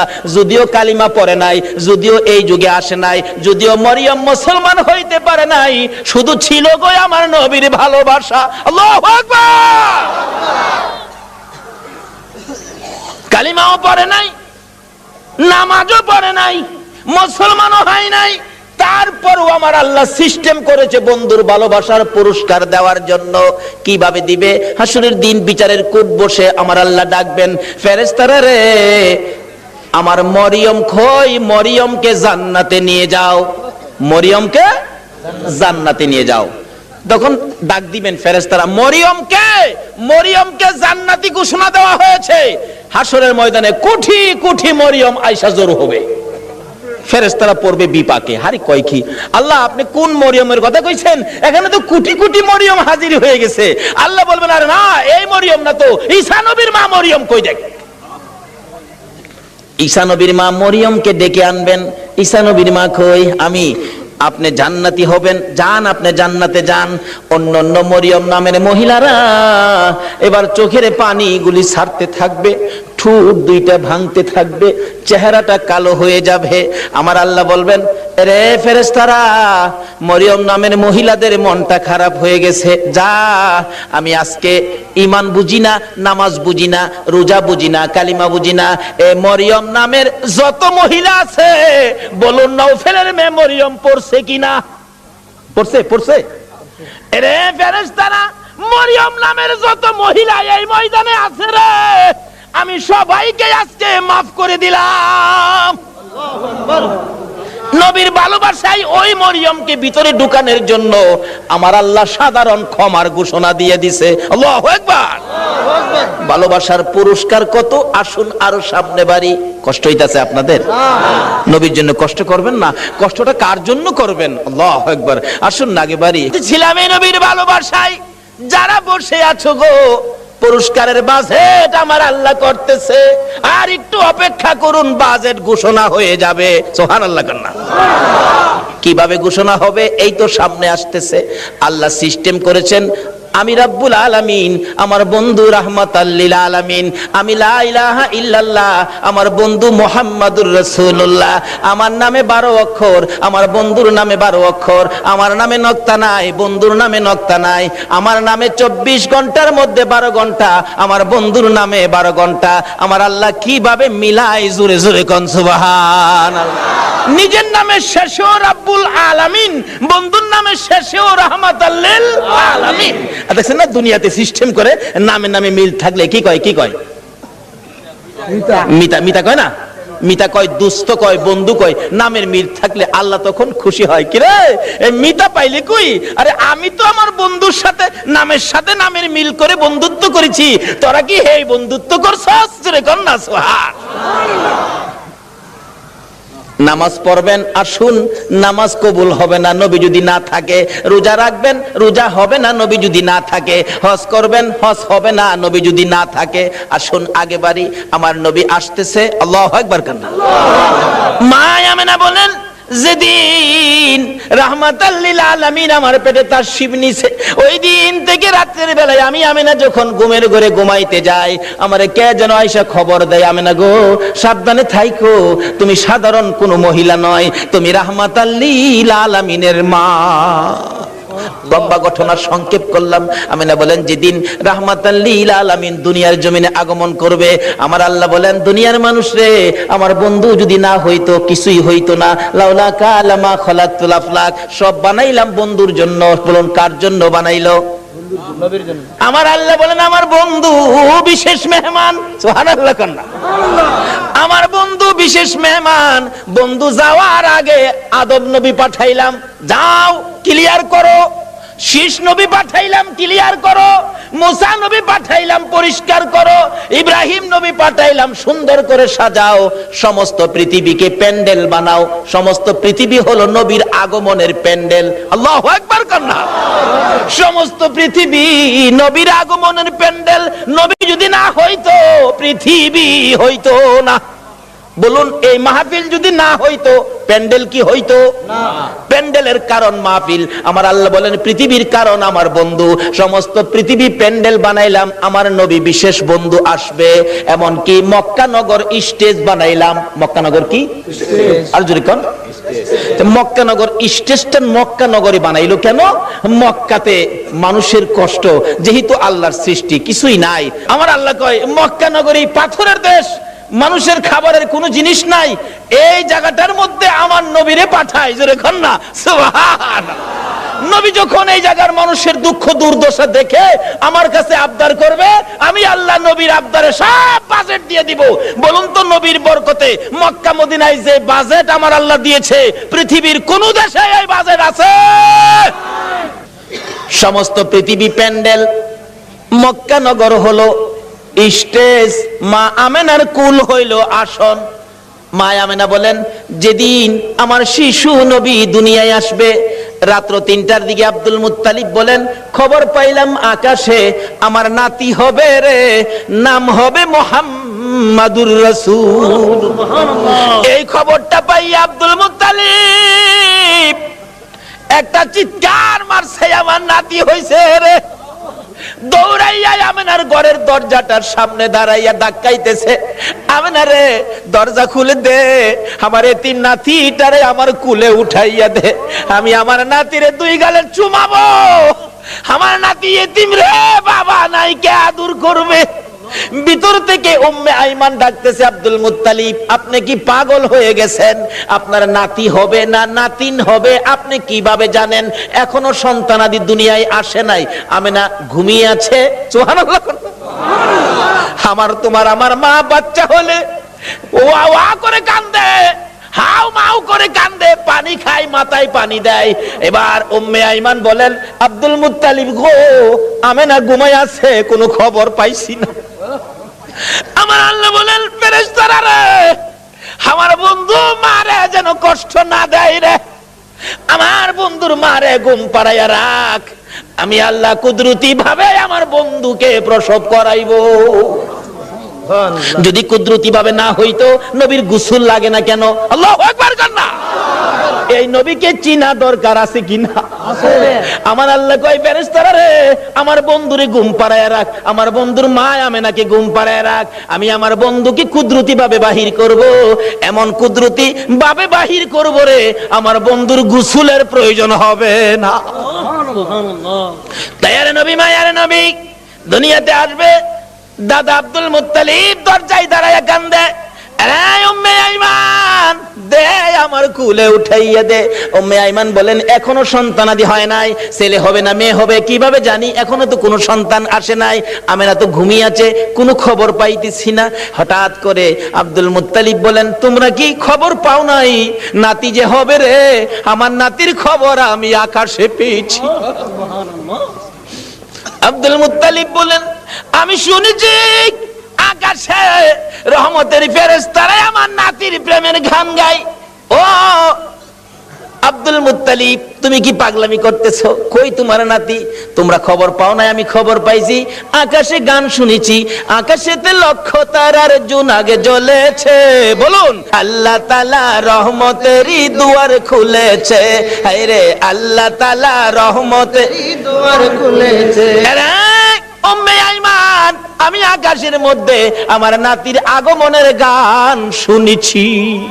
দরজাটা খুলে দে, একটু সবুর করুন, ভাবে বোঝা যায় এখনই বুঝি এসে যাবে সন্তান। একটু পরে উম্মে আইমান বলেন আমি দেখি একটা পূর্ণিমার চাঁদ উদয় হয়ে গেছে। মা আমেনা বলেন আমি দুইটা হাত বাড়াইয়া আমার শিশু সন্তান শিশু নবীকে কোলে নেওয়ার পর আমি দেখি যে আসনের মধ্যে গো এই অতিথি ছাড়া আর কেউ বসতে পারে না। বলুন আমেনার কোলে আমার নবী ছাড়া আর কেউ বসতে পারছে কিনা? আমার আল্লাহ বলেন পৃথিবী প্যান্ডেল, মক্কা নগর স্টেজ, আমেনার কুল আসন বানাইলাম রে, এই আসনে কেউ বসতে পারবে না। আমার নবীকে কোলে নিয়ে যখন মা আমেনা বসে গেছে, মা আমেনা বলেন আমি দেখি দুইটা পাহাড়ের একত্রিত হয়ে গেলে খানায় কাবা পাহাড়ের নিচ দিয়া আমার শিশু সন্তানের সেজদা জানাইতেছে। আল্লাহু আকবার। শুধু খানায় কাবা নয়, আমি দেখি রে মক্কা নগরীর পাহাড়গুলো আমার ঘরের চারিপাশে ঘুরতেছে, রহমতের ফেরেশতারা চারদিক ঘুরতেছে আর গুনগুন করে গান গাইতেছে। তোরা দেখি যা আমিনা মায়ের কোলে, তোরা দেখি যা আমিনা মায়ের কোলে, এলো আল্লাহর হাবিব 12 রবিউলে, এলো আল্লাহর হাবিব 12 রবিউলে, তোরা দেখি যা আমিনা মায়ের কোলে, তোরা দেখি যা আমিনা মায়ের কোলে। মা আমিনা বলেন আমার কুলে রাহমাতাল লিল আলামিন পূর্ণিমার চাঁদ, ফেরেশতাদের গুনগুনি। আমি আমার সন্তানের দিকে বারবার তাকাইয়া দেখি আমার সন্তান কেমন, তাকাইয়া দেখি গোসলের দরকার ছিল না। আমার নবী আমার শিশু সন্তানের পরনের মধ্যে জান্নাতি পোশাক ছিল, আমি মা হইয়া শরম জাগা দেখি নাই। এই নবীরে চিনো গো, এই নবী ব্যতীত বিপদ উদ্ধার হবে না। মা আমিনা বলেন কুলের মধ্যে নিয়ে বসে থাকি, আমার প্রাণ ঠান্ডা হয়ে যায়। মক্কা নগর আনন্দের ঢেউ খেলতেছে, খানে কাবা পর্যন্ত খুশিতে নাচতেছে নবীরে পাইয়া। এখন আপনারা নবীরে পাইয়া খুশি না বেজার? আমরা নবীরে ভালোবাসি, বলুন কার নির্দেশে? এই নবী যদি না হইতো আমরা জগতে আসতে পারতাম? কিছুই হতো না। আল্লাহ পাক আমাদেরকে বুঝাইতে চাই, আসুন নবীজি দুনিয়াতে আইসা গেছে রাহমাতাল লিল আলামিন নবী, একের পর এক বয়স হতে চলছে। বাবা দুনিয়ার থেকে বিদায়, দেখেই নাই নবী, মা দুনিয়ার থেকে বিদায়, এখন নবী অসহায়, দাদার কাছে দাদাও দুনিয়ার থেকে বিদায়। কি যে অবস্থা হয়ে গেল। নবীজি রাস্তায় এতিম চুপ করে দাঁড়ায়া দাঁড়ায়া কান্দে। আল্লাহ কই বন্ধু গো আমি তোমাকে এতিম হতে দেই নাই, যদিও তুমি এতিম, কিন্তু এতিমি অবস্থাটা বুক করতে তোমাকে দেই নাই। ফাযালিকাল্লাযী ইয়াদুল ইয়াতীম, কারণ কি আদর করতো নবী, যার কাছে গেছে সেই নবীরে নিজের সন্তানের চাইতে কি করতো? বেশি আদর করতো। যেদিন আব্দুল মুত্তালিব দুনিয়া থেকে বিদায় হবে, সকল ছেলেদেরকে ডাকতেছে, তোরা আমার নাতিরে কে নিবে? আইছে আবুল আহাব, আব্বা আপনার নাতি মা নাই বাবা নাই, কি করবেন? আমারে দেন। নবীজির দাদা কয়, আবুল আহাব রে, তরে দিতাম না, আমার এই নাতির কদর তুই বুঝতে না। তাহলে বোঝা গেল আগেও একটা বাঘ আসিন, নবীরে চিনেন না মানুষ, কেডা আগে থেকেই বাঘ হইছে। আবুল আহাব, তুই আমার নাতির ইজ্জত বুঝতে না। আইছে আমির হামজা, কনা তুমিও না। এভাবে সবাই আইছে, কেউ দিল না, সবাই শেষে আইছে নবীজির আপন চাচা আবু তালিব। আবু তালিব পাশে দাঁড়ায়, আব্বা সবারই তো ফেরত দিলেন, আপনার নাতি দিলেন না, অনকে আপনার নাতি কি আপনি কবর লয়ে যাবেন? নাইলে আমারে দেন, আমি লালন পালন করব। একটা চিৎকার মারছে আব্দুল মুত্তালিব, চোখের পানিগুলি জর্জর করে ছেড়ে দিছে। আবু তালিব, অপেক্ষায় ছিলাম রে, কোন সময় তুই হাত বাড়াবি। আমি জানি আমার এতিম নাতির কদর তুই ছাড়া কেউ বুঝবে না। চট্টগ্রামের ভাইয়েরা, আমার আল্লাহ জানে গো, তোমরাই আমার নবীর কদর জানো। যারা আজকে নবীর মহব্বতে এই মাহফিলে বসে আছো, আমার নবী তোমাদের জন্য ফুলসিরাতের গাড়ে বসে থাকবে। হাসরের জমিন যেদিন কায়েম হবে, আমার আল্লাহ বিচারের কোট নিয়ে বসবেন, ডাকবেন ফেরেশতারা রে, আমার বন্ধু কই রে, বন্ধু সারা বিচার হবে না, দেখ আমার বন্ধু কই। ফেরেশতারা ঘুরতে থাকবে, কোথাও নবীজিকে পাওয়া যাবে না। হযরতে জিবরাইল যাইয়া দেখবে ফুলসিরাতের কিনারে আমার নবী কান্দে রে। বারবার পিছন দিক থেকে ডাকতে থাকবেন, ইয়া রাসূলুল্লাহ চলুন, বিচারের কোট বসে গেছে, বিচার শুরু হবে, হুজুর চলুন চলুন। আমার নবী জবাব দিবেন না, দুইবার ডাক দিবেন, জবাব দিবেন না। তিনবারের মাথায় নবীজি মুখটা ফিরাইলে জিবরাইল দেখবে নবীর চোখের পানিতে দুইটা চোখের সাইড কালো হইয়া গেছে। হুজুর এইভাবে কেন কাঁদতেছেন? চলুন না, বিচার কাজ শুরু হবে। আমার নবী বলবেন, জিবরাইল রে, না জানি আমার গুনাহগার উম্মতেরা রে ফুলসিরাতের ফুলের নিচে বইরা যায়, এই ব্যথায় আমি কান্দি, এই দুঃখে আমি কান্দি। চলুন বিচারের কাজ শুরু হবে। আমার নবী আল্লাহর আরশের সেজদায় নিচে যায়, সেজদায় পড়ে যাবে। আমার আল্লাহ ডাকবে, বন্ধু গো, আর এইভাবে কান্দো না, কথা দিলাম তোমার একটা উম্মত আমি আল্লাহ জাহান্নামে দিব না। নারে তাকবীর, আল্লাহ, নারে রিসালাত, ইয়া রাসূলুল্লাহ, নারে গাউসিয়া, জশ্নে ঈদ মিলাদ নবী জিন্দাবাদ, হায়াতুন নবী জিন্দাবাদ, জিন্দা নবী জিন্দাবাদ। মাশাআল্লাহ। বলতেছিলাম আমার নবী আরশের নিচে সিজদায় পড়ে গেলে আমার আল্লাহ কথা দিবেন, বন্ধু গো, তোমার কান্না আর সহ্য হয় না, কথা দিলাম তোমার উম্মত আমি জাহান্নামে দেব না। আমার নবী মাথা উঠাইয়া চোখের পানি এগুলো ঝরতে থাকবে, দুইটা হাত এইভাবে বাড়াবে, মাবুদ গো, আমার উম্মত যদি জাহান্নামে না দাও, আমার উম্মতের গুনার খাতাগুলো আমি নবীর হাতে দিয়া দাও। আমার আল্লাহ বলবেন, বন্ধু গুনার খাতা তোমার কাছে দিব কেন? মাউত, এই কোটি কোটি মানুষের সামনে আমার উম্মতের গুনার খবর যেন অন্য নবীরা জানতে না পারে, সেই জন্য আমার হাতে দিয়ে দাও। আমার আল্লাহ বলবেন, বন্ধু তোমার হাতে দিব না, অন্য নবী রাসূল জানবে না, অন্য নবী রাসূলের উম্মতেরা অন্য নবী রাসূল জানবে দূরের কথা, তোমার উম্মতের গুনার খবর তোমারেও জানাবো না, আমি আল্লাহ সব মাফ করে দিব। এখন নবীর উম্মত হইলে মাফ করবে নাকি না হইলে? হইলে মাফ হইলে নবীর উম্মত কিভাবে হওয়া যায় এটা বোঝা দরকার আছে কিনা? আছে। আসুন আগে বাড়ি। আমার নবী খালি চুপচাপ বসে থাকে, দাদা ডাকতেছে, আব্দুল মুত্তালিব কেনিবি, নবীর আপন চাচা আবু তালিব হাত বাড়াইছে, দেন আবু তালিব রে, আমি অপেক্ষায় আসলাম, তুই কোন সময় হাত বাড়াবি? না না, আমার নাতিরে দিয়ে গেলাম। আবু তালিব নিজে কষ্ট করে গো, আমার নবীরে কষ্ট দেয় না। নিজে যদি এক ওয়াক্ত খানা নাও খায়, আমার নবীর খানার বন্ড কম দেয় না। নিজের সন্তানেরা যদি নাও খায়, আমার নবীর খানা ঠিক আছে, অর্থাৎ আমার নবীরে কষ্ট দেয় না। অভাবী সংসার, কিতাব বলে আরব দেশে অভাব তখনকার সময় অভাব ছিল। নবীজি চাচা আবু তালিবের ঘরে কিন্তু অভাব। আবু তালিব ভাবতেছে বাতিজাটা আমার ঘরে, অভাবের জন্য কি করবো, আচ্ছা একটা ব্যবসার সফর দিয়ে আসি, শেষ বয়স, বুড়া বয়স, কিন্তু 70-72 জনের একটা কাফেলা করে ব্যবসার উদ্দেশ্যে বাহির হবে। কিন্তু নবীজিরে কয় না, নবীজির বয়স তখন 13 বছর। বলুন কত বছর? দুনিয়ার বয়স নবীজির 13।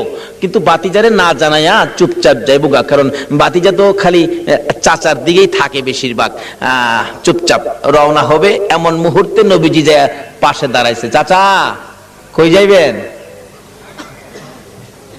আপনি ভাবছেন আমারে না কইয়া যাইবেন গা? আপনি এই বুড়া বয়সে এ বুঝা বইবেন আমি বাতিজা কোন দিনের জন্য আছি? দেখছেন নি নবী কি শিক্ষা দিছে? চাচার কষ্টে বাতিজা যাইতেছে, আর ওখানে বাবার কষ্টেও পোলায় যায় না। তো নবীর উম্মত হইবেন কেমনে? নামাজ পড়াও তো কোনো লাভ হবে না। চাচা কি আমারে না লইয়া যাইতে পারবেন না? আরে বাবা, চাইছিলাম যে তোমার কষ্ট হবে হাঁটার রাস্তা। চাচা যত কষ্টই হোক আমার নেওন লাগবো, আমি থাকতে আপনি চাচা কষ্ট করবেন? দেখছেন চাচারে দেয় না কষ্ট করতে। নবী কি শিক্ষা দিলেন, কি আদর্শ! আর ওখানে বাপের মাথায় পূজা দেয়। বিশ্ব নবী জন্ম নিলেন মায়া মেনার কুলে, আল্লাহ সারা মাবুদ নাই রে ধর্ম দিলেন খুলে। শক্তিশালী আরব জাতি বিরোধ ছিল যারো, টিকলো না তার গুণের কাছে আল্লাহ সহায় যারো। অস্ত্র সারা যুদ্ধ করে, অস্ত্র সারা যুদ্ধ করে, অস্ত্র সারা যুদ্ধ করে দুনিয়া করলো জয়। তাই তো আজি মানবে দানবে মোহাম্মদ নাম লয়। আসুন আলোচনার সংক্ষেপ, রাত্র গভীর হয়ে গেছে, দোয়া হয়ে যাবে, অল্প একটু সময় বসুন। দয়ার নবী মায়ার নবী কি শিক্ষা দিলেন? নবী আল্লাহ পাইতে গেলে ট্রান্সমিটার হলো নবী। এই নবী ব্যতীত আল্লাহর সাথে সম্পর্ক করা যাবে না। যাই হোক, এবার নবীর শিক্ষা। নবী বলেন চাচা আমারে থুইয়া যাইবেন? আমারে থুইয়া পারতেন না, আমি যামু লগে কি করবো, একেবারে নাসুর বান্দা যাই বই লগে রওনা হইছে। যাইতে যাইতে যাইতে যাইতে ওদিক দিয়া বহিরা নামে এক পাদ্রী তাওরাত জাবুর ইনজিল কিতাবে পাইছে। 13 বছর বয়সে আখিরি নবী, সুবহানাল্লাহ কন্যা। 13 বছর বয়সে আখিরি নবী চাচা আবু তালিবের সঙ্গী হইয়া এই পথে ব্যবসার কাফেলার সাথে আসবে। এই তাওরাত জাবুর ইনজিলের মধ্যে খবর পায়া এই পাদ্রী রাস্তার কিনারে মুসাফির খানা করছে। মুসাফির খানা কইরা কোন মুসাফির আইলেই ডাইকা নিয়া নিয়া খাওয়া খাওয়া গিয়ে দেহে কিতাবটা লয়ে যা।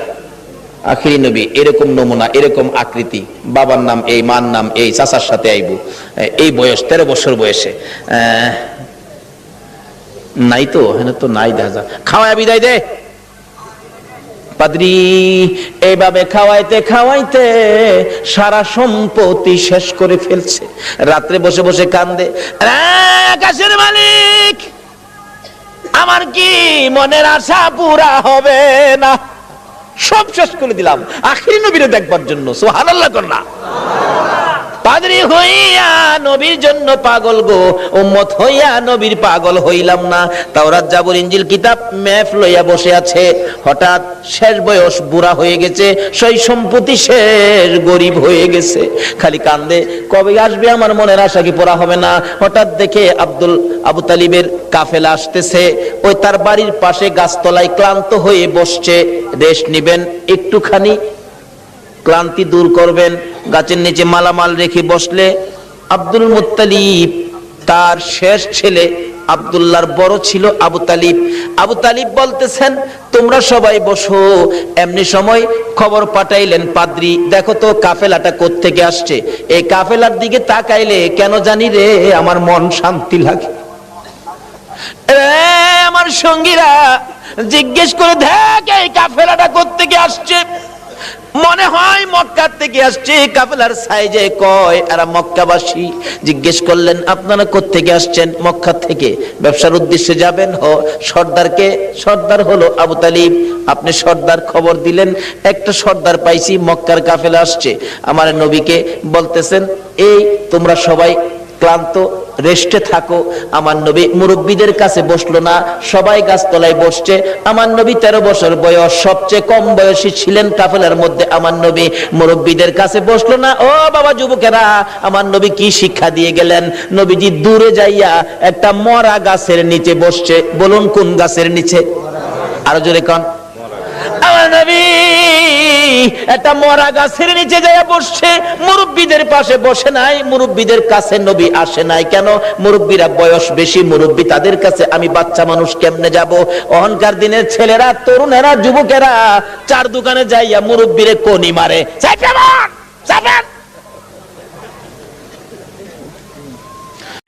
নবীর উম্মত কিভাবে হইবা গো? আমার নবী কি শিক্ষা দেয় 13 বছর বয়সে? মুরব্বীদের সাথে বসে নাই, মরা গাছের নিচে বসছে। বলুন কোন গাছের নিচে বসছে?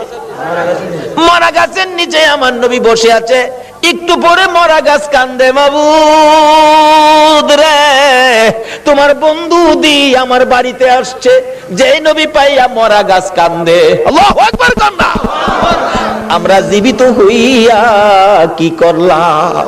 মৃত ঘাস কাঁদতেছে, প্রভু গো, ও আমার আল্লাহ, তোমার বন্ধু দি আমার বাড়িতে, আমি যে মৃত, আমার প্রাণ নাই। বিশ্বাস হয়নি মরা গাছ যে কান্দে? বিশ্বাস হয়নি? তাহলে মদিনায় যান, হজ করতে যারা গিয়েছেন, একটা জায়গার নাম লেখা আছে উস্তুনে হান্নানা। আমার নবী যেদিন মসজিদে নববী পাকা ছিল না, একটা খেজুর গাছের মধ্যে হেলান দিয়ে খুতবা দিতেন। যেদিন মিম্বর পাকা হয়েছে গো, ওই শুকনা খেজুরের গাছ উঠায় ফেলাইয়া দিলে আমার নবী খুতবা দিবে। আমার নবী শুনে কে যেন এতিমের মতো কান্দে। রাসূল বলেন, সাহাবীরা রে দেখ কে কান্দে, আমার বড় মায়া লাগে রে। সাহাবীরা খুঁজে দেখে কেউ কান্দে না, না আমার কানে আওয়াজ আসতেছে। একজন সাহাবী বলেন, হুজুর শুকনা মরা খেজুরের গাছ কান্দে। খেজুরের গাছটুকুন আমার নবীর সামনে হাজির করে দিলে আমার নবী ডাকতেছে, এরে উস্তুনে হান্নানা, তুমি তো মৃত, শুকনা, তুমি কাঁদতেছো, কি দুঃখ, কি ব্যাপার? উস্তুনে হান্নানা খেজুরের গাছ জবাব দেন, ইয়া রাসূলুল্লাহ আমি বড় ব্যথা লইয়া কান্দি। শুকনা মরা খেজুরের গাছ নবী চিনে গো, উম্মত হইয়া নবী চিনলাম না। সাহাবীরা আশ্চর্য হয়ে যায়, ইয়া রাসূলুল্লাহ শুকনা মরা খেজুরের গাছ কিভাবে কান্দে? দেখো তোমরা শুনো, এই শুকনা মরা মৃত খেজুরের গাছ আমি নবীর প্রেম আর ভালোবাসায় কান্দে। কেন কান্দো? হুজুর কান্দি মনে বড় দুঃখ। কি দুঃখ? আজকে মিম্বর পাকা হওয়াতে আমি খেজুরের গাছ আপনি নবীর কাছ থেকে দূরে সরে গেলাম। হুজুর আপনার বিরহর আগুন সইতে পারি না, হুজুর গো আর সইতে পারি না। আমার নবী দুইটা হাত বাড়াইলেন, ও খেজুরের গাছ শোন, আমি তোমার জন্য দোয়া করে দেই, তুমি আর কান্দো না। আমি নবী যদি দোয়া করে দেই, তুমি একটা জীবিত খেজুরের গাছ হইয়া যাইবা। সুবহানাল্লাহ। বলুন আমার নবীর দোয়ায় মৃত গাছ জীবিত হইবে কিনা?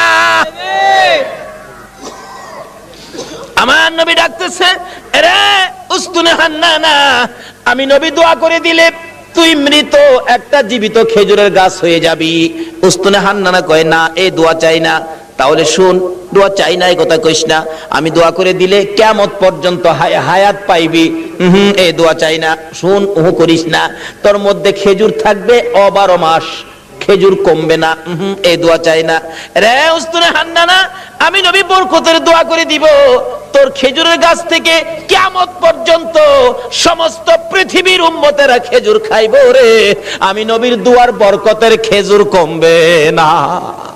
উস্তুনে হান্নানা বলে, হুজুর না না আমি এই দোয়া চাই না। তাহলে তুমি কি দোয়া চাও তোমার মুখ থেকে শুনি। উস্তুনে হান্নানা কান্দে, হুজুর আপনি নবী যেই জান্নাতে থাকবেন, আপনি নবী যেই বিছানাটাই শুইবেন, ওই জান্নাতের পাশে আমি একটা খেজুর গাছ হইয়া আমি সব সময় আপনি নবীরে দেখতে চাই। খেজুর গাছ হইয়া নবী দেখতে চাই। নবীর পাগল হয়, উম্মত হইয়া নবীর পাগল হইতে পারলাম না। দয়ার নবী, মায়ার নবীর প্রেমের ভালোবাসায় নবীজি মৃত গাছের নিচে বসলে মৃত গাছ কাঁদতেছে, প্রভু গো আমার প্রাণ দাও না, তোমার বন্ধুরে খেদমত করব। সঙ্গে সঙ্গে মৃত গাছ জীবিত হইয়া যায়। গাছে ডাকতেছে, প্রভু গো আমার মধ্যে ফুল দাও, পাতালতা দাও। পাতালতা বেরিয়ে গেছে। হুজুর আমার মধ্যে ফল দাও। আমার আল্লাহ ফল দিয়ে দিলেন। ডাকতেছে গাছ, হুজুর মৃত ছিলাম, আপনার প্রেমে জীবিত হলাম। যে নবীর প্রেমে মৃত গাছ জীবিত হয়, এ নবীর ভালোবাসায় কি পুরস্কার পাওয়া যাবে কিনা কর। ডাকতেছে, হুজুর আপনার প্রেম ভালোবাসায় জীবিত হলাম, ফলের ব্যবস্থা করলাম। হুজুর ফল খান। হুজুর আমি আপনার খেদমতে হাজির হলাম, ফল খান। খাই হুজুর আমার জন্য আরো বরকতের দোয়া করুন। এদিক দিয়ে ঘটনা চলছে, ওদিক দিয়ে পাদ্রী ডাকতেছে, নিয়ে আসো মক্কার কাফেলা নিয়ে আসো। এখন মালামাল পাহারা দেওয়ার জন্য দিয়ে গেলেন নবী রাহমাতাল লিল আলামিন। বাবা মোহাম্মদ তুমি মালের পাহারায় থাকো, কারণ তুমি আলামিন, তুমি সত্যবাদী, তোমাকে সবাই বিশ্বাস করে, তুমি থাকো।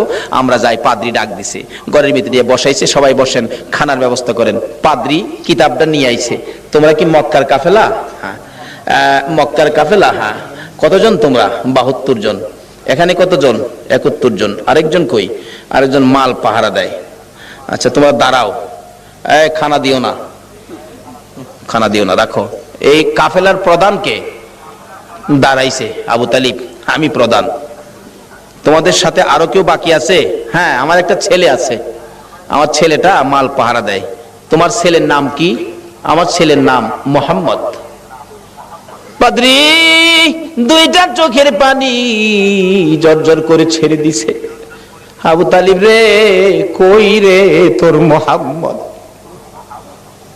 যতক্ষণ পর্যন্ত তোমার মোহাম্মদকে সামনে হাজির না করবা, ততক্ষণ পর্যন্ত তোমাদেরকে খানা দেওয়া হবে না। এমনি করে একজনকে পাঠাইলে, আমার নবীকে যখন নিয়ে আসলেন, ঘরের দরজার কাছাকাছি আসতেছে। এবার পাদ্রী দেখতেছে আমার নবীর মাথার উপর আকাশের মেঘের টুকরা ছায়া দিতেছে। একটা চিৎকার মারছে, মাউত পাইছি গো, আখিরি নবী পাইছি। আয় বাবা ঘরের ভিতরে আয়। ডাকতেছে, ও আবু তালিব সত্য করে কও ছেলেটা তোমার কি হয়? আমার ছেলে হয়। রে আবু তালিব মিথ্যা কথা কইস না রে, তাওরাত জাবুর ইনজিল কিতাবে পাইছি তোমার ছেলে না, তোমার ভাতিজা। আল্লাহু আকবার, আল্লাহু আকবার। রে আবু তালিব তাওরাত জাবুর ইনজিল কিতাবে পাইছি আখিরি নবী 13 বছর বয়সে চাচার সঙ্গী হইয়া এই পথে আসবে। রে আবু তালিব তোমার ছেলে না, ইনি তোমার ভাতিজা রে। কিতাবে পাইছি তার বাবার নাম হবে আব্দুল্লাহ, মায়ের নাম হবে আমেনা। মিথ্যা কথা কইস না ও আবু তালিব, এটা আখিরি নবী হবে রে, তোর ভাতিজা আখিরি নবী হবে। সামনে বাড়িস না, আখিরি নবীর দুশমন এই দেশের মধ্যে বহু আছে। পাদ্রী বলতেছেন এই দেশে বহু আখিরি নবীর দুশমন আছে, যদি খবর পায়, টের পায়, তোর ভাতিজাকে মেরে ফেলবে। রে আবু তালিব দেরি করিস না, তোদের মালামাল আমার এই বাজারে বিক্রি করে তাড়াতাড়ি মক্কা ফিরা যা। এবার বিক্রি করব, এত মাল কোথায় বিক্রি করব? মাল আছে 1000 মন, কাস্টমার তো নাই 10 জন, এই মাল আমি কার কাছে বিক্রি করব? পাদ্রী বলেন, আবু তালিব রে কাস্টমার খুঁজিস না, বিক্রি শুরু করে দে। আবু তালিব বলেন, ওই পাদ্রীর কথায় ভাতিজার জন্য মাল বিক্রি শুরু করে দিলাম। বিক্রির সাথে সাথে এমন কাস্টমার নামলো গো, কিছুক্ষণের মধ্যে সারা মাল বিক্রি হয়ে গেছে। অবশেষে যখন নবীর লইয়া আবার মক্কার দিকে রওনা করেছে, পাদ্রী পিছে পিছে কান্দে আর ডাকে, বাবা মোহাম্মদ আমি যদি সময় পাইতাম, সুযোগ পাইতাম, সর্বপ্রথম আমি কালিমাটা পড়ে মুসলমান হইয়া যাইতাম। যত দূর পর্যন্ত আমার নবীরে দেখা যায়, পাদ্রী রাস্তার মধ্যে এতিমের মতো তাকাইয়া কান্দে। আজকে পাদ্রী হইয়া, খ্রিস্টান হইয়া আমার নবীর চিনলো, আমরা নবীর উম্মত হইয়া নবী চিনলাম না। বলতেছিলাম আবু তালিব বাড়িতে যাইয়া ভাতিজাকে ঘরের মধ্যে নিয়ে বসাইয়া হিসাব করতেছেন, ব্যবসা কেমন হলো? আবু তালিব বলেন, আজকের এই সফরের মধ্যে এই নবীর বরকতে এত ব্যবসা হয়েছে, জীবনে আর কোনো দিন এত ব্যবসা হয় নাই। বলতেছিলাম এই নবীকে চিনতে পারলে শান্তি হবে, এই নবীকে চিনে নামাজে গেলে নামাজ কবুল হবে, এই নবীর পক্ষে যাইয়া আল্লাহর কাছে হাত বাড়াইলে আমার আল্লাহ ডাক কবুল করবে, কোনো বিপদ থাকবে না, কোনো জাই ঝামেলা থাকবে না, অশান্তি থাকবে না। দলাদলি করবেন না, নবীর পক্ষে আসুন, নবীর পক্ষ ছাড়া আর কোনো পক্ষ যাইবেন না। ওই ফিলিস্তিনিদেরকে নির্যাতন করতে করতে করতে করতে আজকে তারা বিশ্বের রুলিং স্টেট হয়ে যাচ্ছে। বিগত 100 বছর ধরে আমরা একটা তামাশা দেখছি। আরব বিশ্বের নাকের ডগার উপর বসে তারা এই কাজ করেছে। শুধু তাই নয়, অনেক আরব নেতা ওদের সাথে আতাতও করেছে, মেনেও নিয়েছে। কয়েকটা আরব ইসরায়েল যুদ্ধ হয়েছিল ঠিকই, কিন্তু পরবর্তীতে আপোষের সমঝোতায় সব মেনে নেওয়া হয়েছে। তো এখন আমরা দেখি যে প্যালেস্টাইনিদের অধিকার কোথায়। এখানে মানবাধিকারের কথা বলা যাবে না। এখানে নির্বিচারে তাদেরকে হত্যা করা হবে। বাইতুল আকসা যেটা জেরুজালেম দখল করা হবে, কেউ কিচ্ছু বলতে পারবে না, কারণ তার পিছনে ব্যাকআপ আছে পশ্চিমা সভ্যতার। এই হচ্ছে তামাশা সারা ওয়ার্ল্ডের। তবে এটাতে আমরা অবাক হইনি, মানুষ অবাক হয়েছে, বাট আমরা অবাক হইনি এই কারণেই আমরা জানি কোরআন সুন্নাহর জ্ঞান থেকে, শেষ জামানার জ্ঞান থেকে, এদেরকে নিয়েই দাজ্জাল বিশ্ব শাসন করবে, এদেরকে নিয়েই। কিন্তু এই শাসন কি চিরস্থায়ী হবে? এই শাসন চিরস্থায়ী হবে না ইনশাআল্লাহু আযজা ওয়া জাল্লা। এখনকার যুগে কোনো রাষ্ট্রের যদি অর্থনৈতিক ভিত্তি খুব শক্ত থাকে, কোনো রাষ্ট্রের যদি সামরিক অবস্থা খুব ভালো থাকে এবং পারমাণবিক ওয়েপেন্স তার কাছে থাকে, আকাশ প্রতিরক্ষা ব্যবস্থা থাকে, স্যাটেলাইট থাকে, সায়েন্স অ্যান্ড টেকনোলজি থাকে, মেডিকেল সায়েন্স ইঞ্জিনিয়ারিংয়ের মধ্যে সুদক্ষ মানুষ থাকে এবং মিডিয়া থাকে, স্বতন্ত্র মিডিয়া, এই প্রত্যেকটা সেক্টর, ফাইন্যান্স খুব স্ট্রং হয়, জিওপলিটিক্যাল ক্ষেত্রগুলো স্ট্রং হয়, তাহলে ওই দেশটা ইনশাআল্লাহ তাআলা সারা বিশ্বকে শাসন করতে পারবে ইনশাআল্লাহ। এখন শুধু ক্ষুদ্র পরিসরের চিন্তা না, একটু বাইরে যান, দেখবেন কি এই ঘরের কোনায় আপনি দেখবেন যে শুধু একটা সভ্যতা, পশ্চিমা সভ্যতা, এদের হাতেই সারা বিশ্বের কোটি কোটি মানুষের রক্ত লেগে আছে। ইরাকের মানুষের রক্ত লেগে আছে, আফগানিস্তানের মানুষের রক্ত লেগে আছে, ওদের হাতে সিরিয়ার নিষ্পাপ শিশুদের রক্ত লেগে আছে, ইয়েমেনের শিশুদের রক্ত লেগে আছে, এদিকে উইঘুরদের রক্ত লেগে আছে। আপনি দেখবেন ভিয়েতনাম যুদ্ধের রক্ত লেগে আছে। শুধুমাত্র প্রথম বিশ্বযুদ্ধেই এরা 2 থেকে 3 কোটি মানুষকে হত্যা করেছে, আর দ্বিতীয় বিশ্বযুদ্ধে গিয়ে এরা 7 থেকে 8 কোটি মানুষকে হত্যা করেছে। শুধু ভিয়েতনাম যুদ্ধে 10 লাখ মানুষ মারা গেছে, ইতালির মুসোলিনির বিপ্লবে মারা গেছে এরকম আরো কয়েক লাখ, মাও সেতুংয়ের সময় মারা গেছে আরো কয়েক লাখ, রাশিয়ার কমিউনিজম যখন বিপ্লবটা হচ্ছিল ওই সময় মারা গেছে কয়েক লাখ।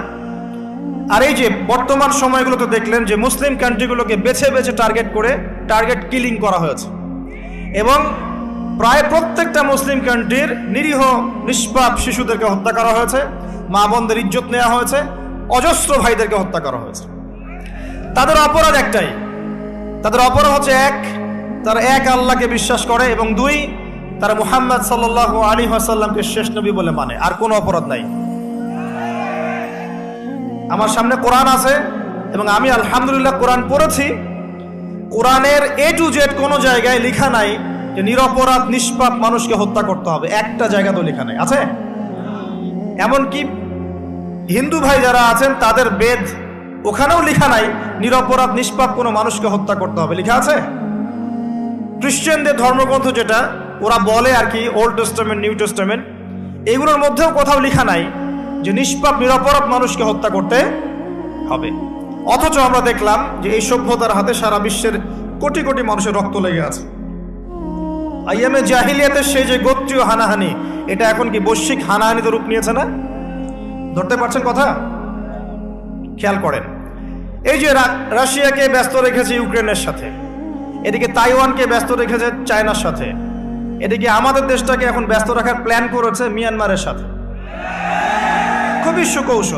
খুবই সুকৌশলে। মানে এদিকে আবার প্যালেস্টাইনিদেরকে ব্যস্ত রেখেছে ইসরায়েলের হাতে, এদিকে দেখবেন আফ্রিকান নেশনগুলোকে ব্যস্ত রেখেছে আপোষে, দুর্ভিক্ষের মধ্যে জীবনযাত্রার মান কমে যাচ্ছে। তারপরে আপনি দেখবেন যে ওই যে লিবিয়া, সিরিয়া, লেবানন, জর্ডান, এই যে আরব কান্ট্রিগুলো আছে, এগুলোকে ব্যস্ত রেখেছে আপোষের ক্রন্দলের মধ্যে। এভাবেই Iraq, Iran, Syria, Jordan, Lebanon, Palestine, প্রতিটা মুসলিম কান্ট্রির মধ্যে দেখবেন এরা ফাসাদ সৃষ্টি করে রেখেছে। সারা ওয়ার্ল্ডে এরা একটা কিছু চায়, পুরো বিশ্বে এরা চায় কি? এরা চায় যে সারা বিশ্বের ধার্মিকদের অধঃপতন হোক, সারা বিশ্ব থেকে ধর্মটা উঠে যাক। শুধু ইসলাম না, আপনি ভুল করছেন, শুধু ইসলামকে তারা তুলতে চায় না, এটা ভুল কথা। তারা ধার্মিকদেরকেই সহ্য করতে পারে না। যদি আপনি একজন হিন্দু ধর্মের অনুসারী হন এবং আপনি আপনার ধর্মটাকে ঠিকঠাক মতো পালন করতে চান, তারা আপনার কলার চেপে ধরবে। আপনি একজন সৎ ইহুদি যদি হতে চান, তবুও তারা আপনার কলার চিপে ধরবে। আপনি একজন সৎ খ্রিস্টান হতে চান, তবুও তারা আপনার কলার চিপে ধরবে। আর যদি আপনি সৎ মুসলিম হতে চান, তাহলে আপনার কল্লা আলাদা করে ফেলে দেবে। এটা এজেন্ডা। কারণটা কি? কারণ হচ্ছে এই ধার্মিক মানুষরা যদি থাকে পৃথিবীতে, তাহলে একটা সভ্যতার একটা উদ্দেশ্যটা বাস্তবায়ন হবে না। কি উদ্দেশ্য? উদ্দেশ্য হচ্ছে সারা ওয়ার্ল্ডকে শাসন করা। They want to rule the world. তারা সারা বিশ্বটাকে জুলুমের দাপটে, নাস্তিকতার আদলে গডলেস ওয়ার্ল্ড হিসেবে রিফর্ম করতে চায়। এবং এই কাজটা কে করবে শেষ জামানায়? নবী সাল্লাল্লাহু আলাইহি ওয়াসাল্লাম বলে দিয়েছেন। তিনি বলেছেন শেষ জামানায় এমন একজন সত্তা বের হবে যে নিজেকে আল্লাহ দাবি করবে। কি বলবে? আল্লাহ দাবি করবে। যে এক হাতে জান্নাত, এক হাতে জাহান্নাম নিয়ে ঘুরবে। সে আকাশ নিয়ন্ত্রণ করবে, সে দুর্ভিক্ষ দেওয়ার ক্ষমতা রাখবে। যারা তাকে ফলো করবে, যারা তার অনুসারী হবে, তাদেরকে সে সমৃদ্ধি দিবে। যারা ওকে ফলো করবে না, তাদেরকে সে মেরে ফেলবে। এবং এই সত্তাকে বলেছেন নবী সাল্লাল্লাহু আলাইহি সাল্লাম, এর মতো ডেঞ্জারাস ভয়ঙ্কর ফিতনা ইতিহাসের শুরু থেকে শেষ পর্যন্ত কোনোদিনও আসে নাই, আসবেও না। এবং এর নাম নবীজি বলেছেন, তার নাম মসিহুদ দাজ্জাল। কি নাম? মসিহুদ দাজ্জাল। যে জিউসদেরকে নিয়ে সারা বিশ্বকে শাসন করবে। কাদেরকে নিয়ে? জিউস কারা? জিউস খ্রিস্টান? তোমরা তো নোবেল দেওয়া দরকার। জিউস কারা? আচ্ছা, 1450 বছর আগে নবী সাল্লাল্লাহু আলাইহি ওয়াসাল্লাম বলেছেন তারা জিউসদেরকে নিয়ে বিশ্ব শাসন করছে। মানে ওর ফলোয়ার হবে জিউসরা। দাজ্জাল কিভাবে বিশ্ব শাসন করবে? একজন সত্তা যদি বিশ্বের অর্থনীতি নিয়ন্ত্রণ করতে না পারে, সে কি বিশ্বের শাসক হতে পারবে? পারবে?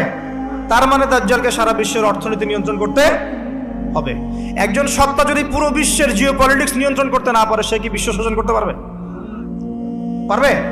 পারবে না। মনে করেন শ্রীলঙ্কার প্রেসিডেন্ট, যেটা দেউলিয়া হয়ে গেল, সে কি সারা বিশ্বের অর্থনীতি নিয়ন্ত্রণ করে? সে কি বিশ্বের শাসনকর্তা হতে পারবে? সিম্পল, হতে পারবে না।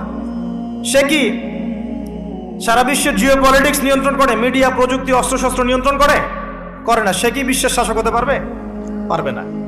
ওমর রাদিয়াল্লাহু আনহু যখন ছিলেন খলিফা, তখন তার এক ইশারায় একটা দেশ উঠতো, একটা দেশ বসতো। তিনি বিশ্বকে নিয়ন্ত্রণ করেছেন না? করেছেন। উসমান রাদিয়াল্লাহু আনহু খেলাফতের সময় তিনি বিশ্ব শাসন করেছেন না? করেছেন। আলী রাদিয়াল্লাহু আনহু খেলাফতের সময় তিনি বিশ্ব শাসন করেন নাই? করেছেন। উসমানীয়দের সময়, উমাইয়াদের সময়, আব্বাসীয়দের সময় মুসলিমরা বিশ্বকে শাসন করে নাই? করেছে। এমনকি এই যে অটোমান এম্পায়ারদের সময়ও মুসলিমদের অবস্থাটা ভালো ছিল। এক কথায় বোঝাতে চাচ্ছি আপনাকে যে আপনি যদি বিশ্বকে রুল করতে চান, আপনাকে বিশ্বের প্রতিটা স্ট্রং ডিপার্টমেন্টকে রুল করতে হবে। আর মাসিহুদ দাজ্জালকে যদি বিশ্ব শাসন করতে হয়, তাহলে অবশ্যই তাকে বিশ্বের ইকোনমিক্স, ফাইন্যান্স, পলিটিক্স, জিওপলিটিক্স নিয়ন্ত্রণ করতে হবে।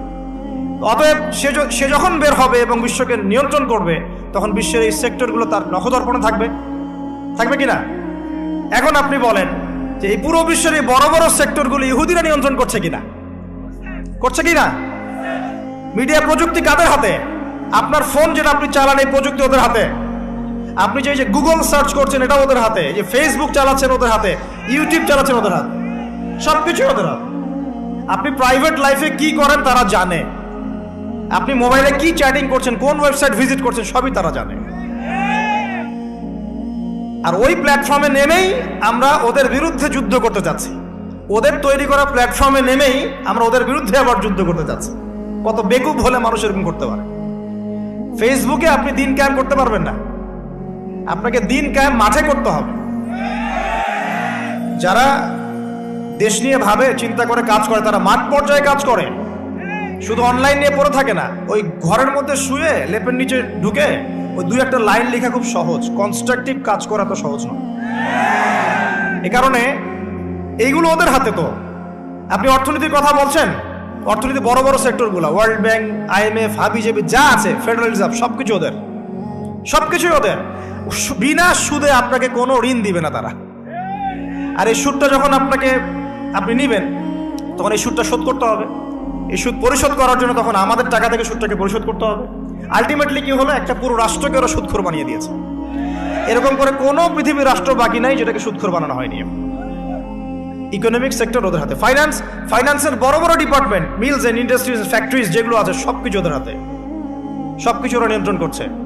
আপনি মারণাস্ত্রের কথা বলেন, অস্ত্রশস্ত্রের কথা বলেন, যত বড় বড় নিউক্লিয়ার ওয়েপন্স আছে সব ওদের কাছে আছে।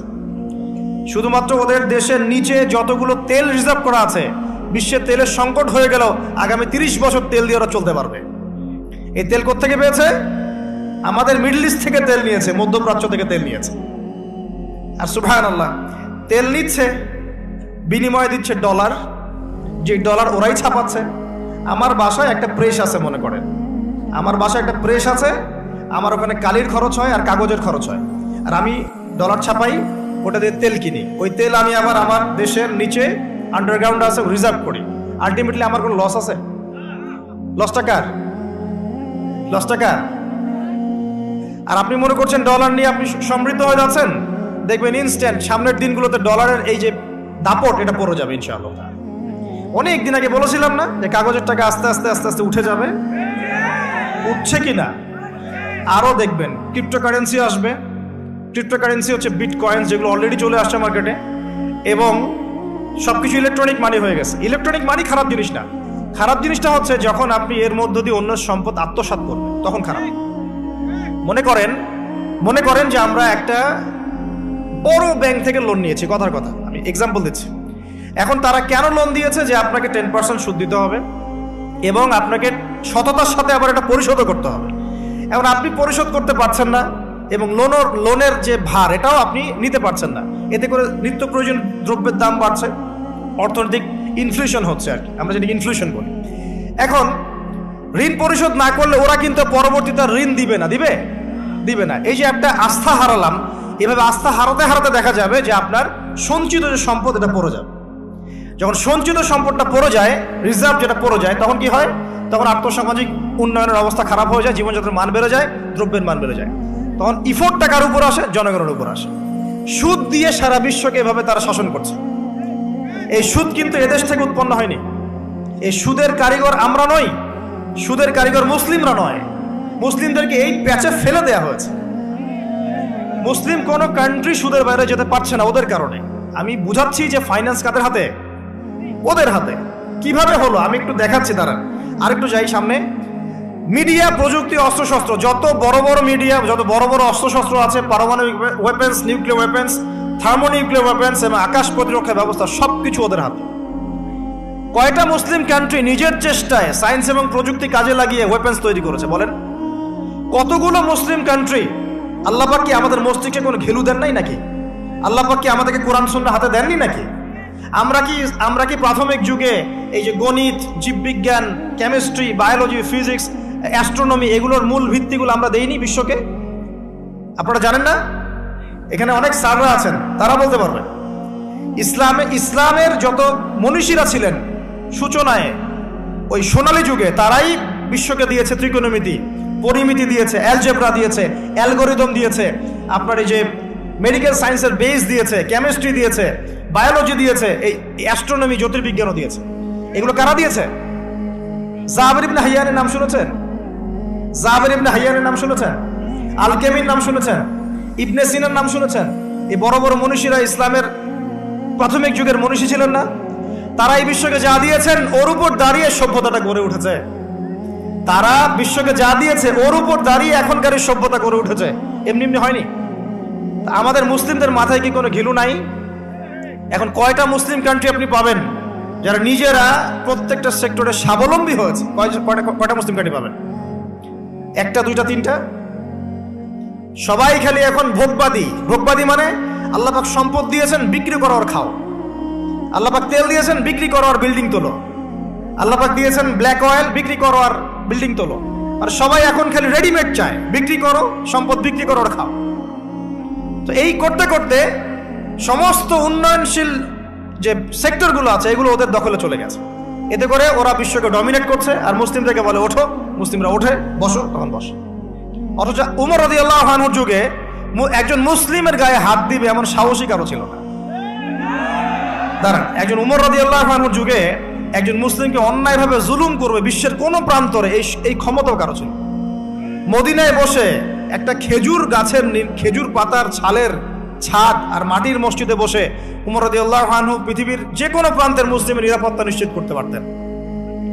আর এখন কি অবস্থা আপনারাই বুঝতে পারছেন। আমি জাহিলিয়াতের একটা কথা বলতে গিয়ে এখানে এসেছি। একজন সত্তার কথা বলছিলাম, যে এই সত্তা যদি বিশ্বে আত্মপ্রকাশ করে তখন সারা বিশ্বকে সে শাসন করবে জিউসদেরকে নিয়ে। আর যে জিউসদের কথা বললাম তারা এখন বিশ্বের সমস্ত ডিপার্টমেন্ট নিয়ন্ত্রণ করছে। একটা জায়গার কথা আছে, খোরাসানের কথাও আছে, ঠিক আছে, ইরানের ভিতর একটা জায়গা আছে ইস্পাহান, এই জায়গার কথাও আছে, আবার শাম ইরাকের মাঝখানে একটা জায়গার কথাও আছে। আর শাম ইরাকের মাঝখানে এখন জেরুজালেম পড়ে গেছে, ম্যাপ দেখে নেবেন। যাই হোক, যেখান থেকেই বের হোক, সে তার প্রথম দিনটা হবে 1 বছরের সমান। কতদিন? তার প্রথম দিনটা হবে 1 বছরের সমান। এখন কিভাবে হবে আল্লাহ ভালো জানেন, আমি জানি না। আল্লাহ পাক কি পৃথিবীর গতি কমিয়ে দিবেন, সময় স্থির হবে কিনা আমরা জানি না। কিভাবে এটার ব্যাখ্যা আমি করতে পারবো না। আল্লাহ রাসূল সাল্লাল্লাহু আলাইহি ওয়াসাল্লাম বলেছেন, বাস মেনে নিয়েছি। দ্বিতীয় দিনটা হবে 1 মাসের সমান। কিভাবে হবে আমরা জানি না। তৃতীয় দিনটা হবে 1 সপ্তাহের সমান। কিভাবে হবে এটাও বলতে পারবো না। চতুর্থ দিন থেকে নিয়ে পরের 36 মানে 40 দিন পর্যন্ত সে 40 দিন পৃথিবীতে থাকবে। এই পরের দিনগুলো হবে আমাদের দিনের মতোই। নবী সাল্লাল্লাহু আলাইহি ওয়াসাল্লাম এই কথা বলেছেন। এটা কিভাবে হবে আল্লাহ ভালো জানেন, আমি জানি, আমরা ব্যাখ্যা করতে পারবো না।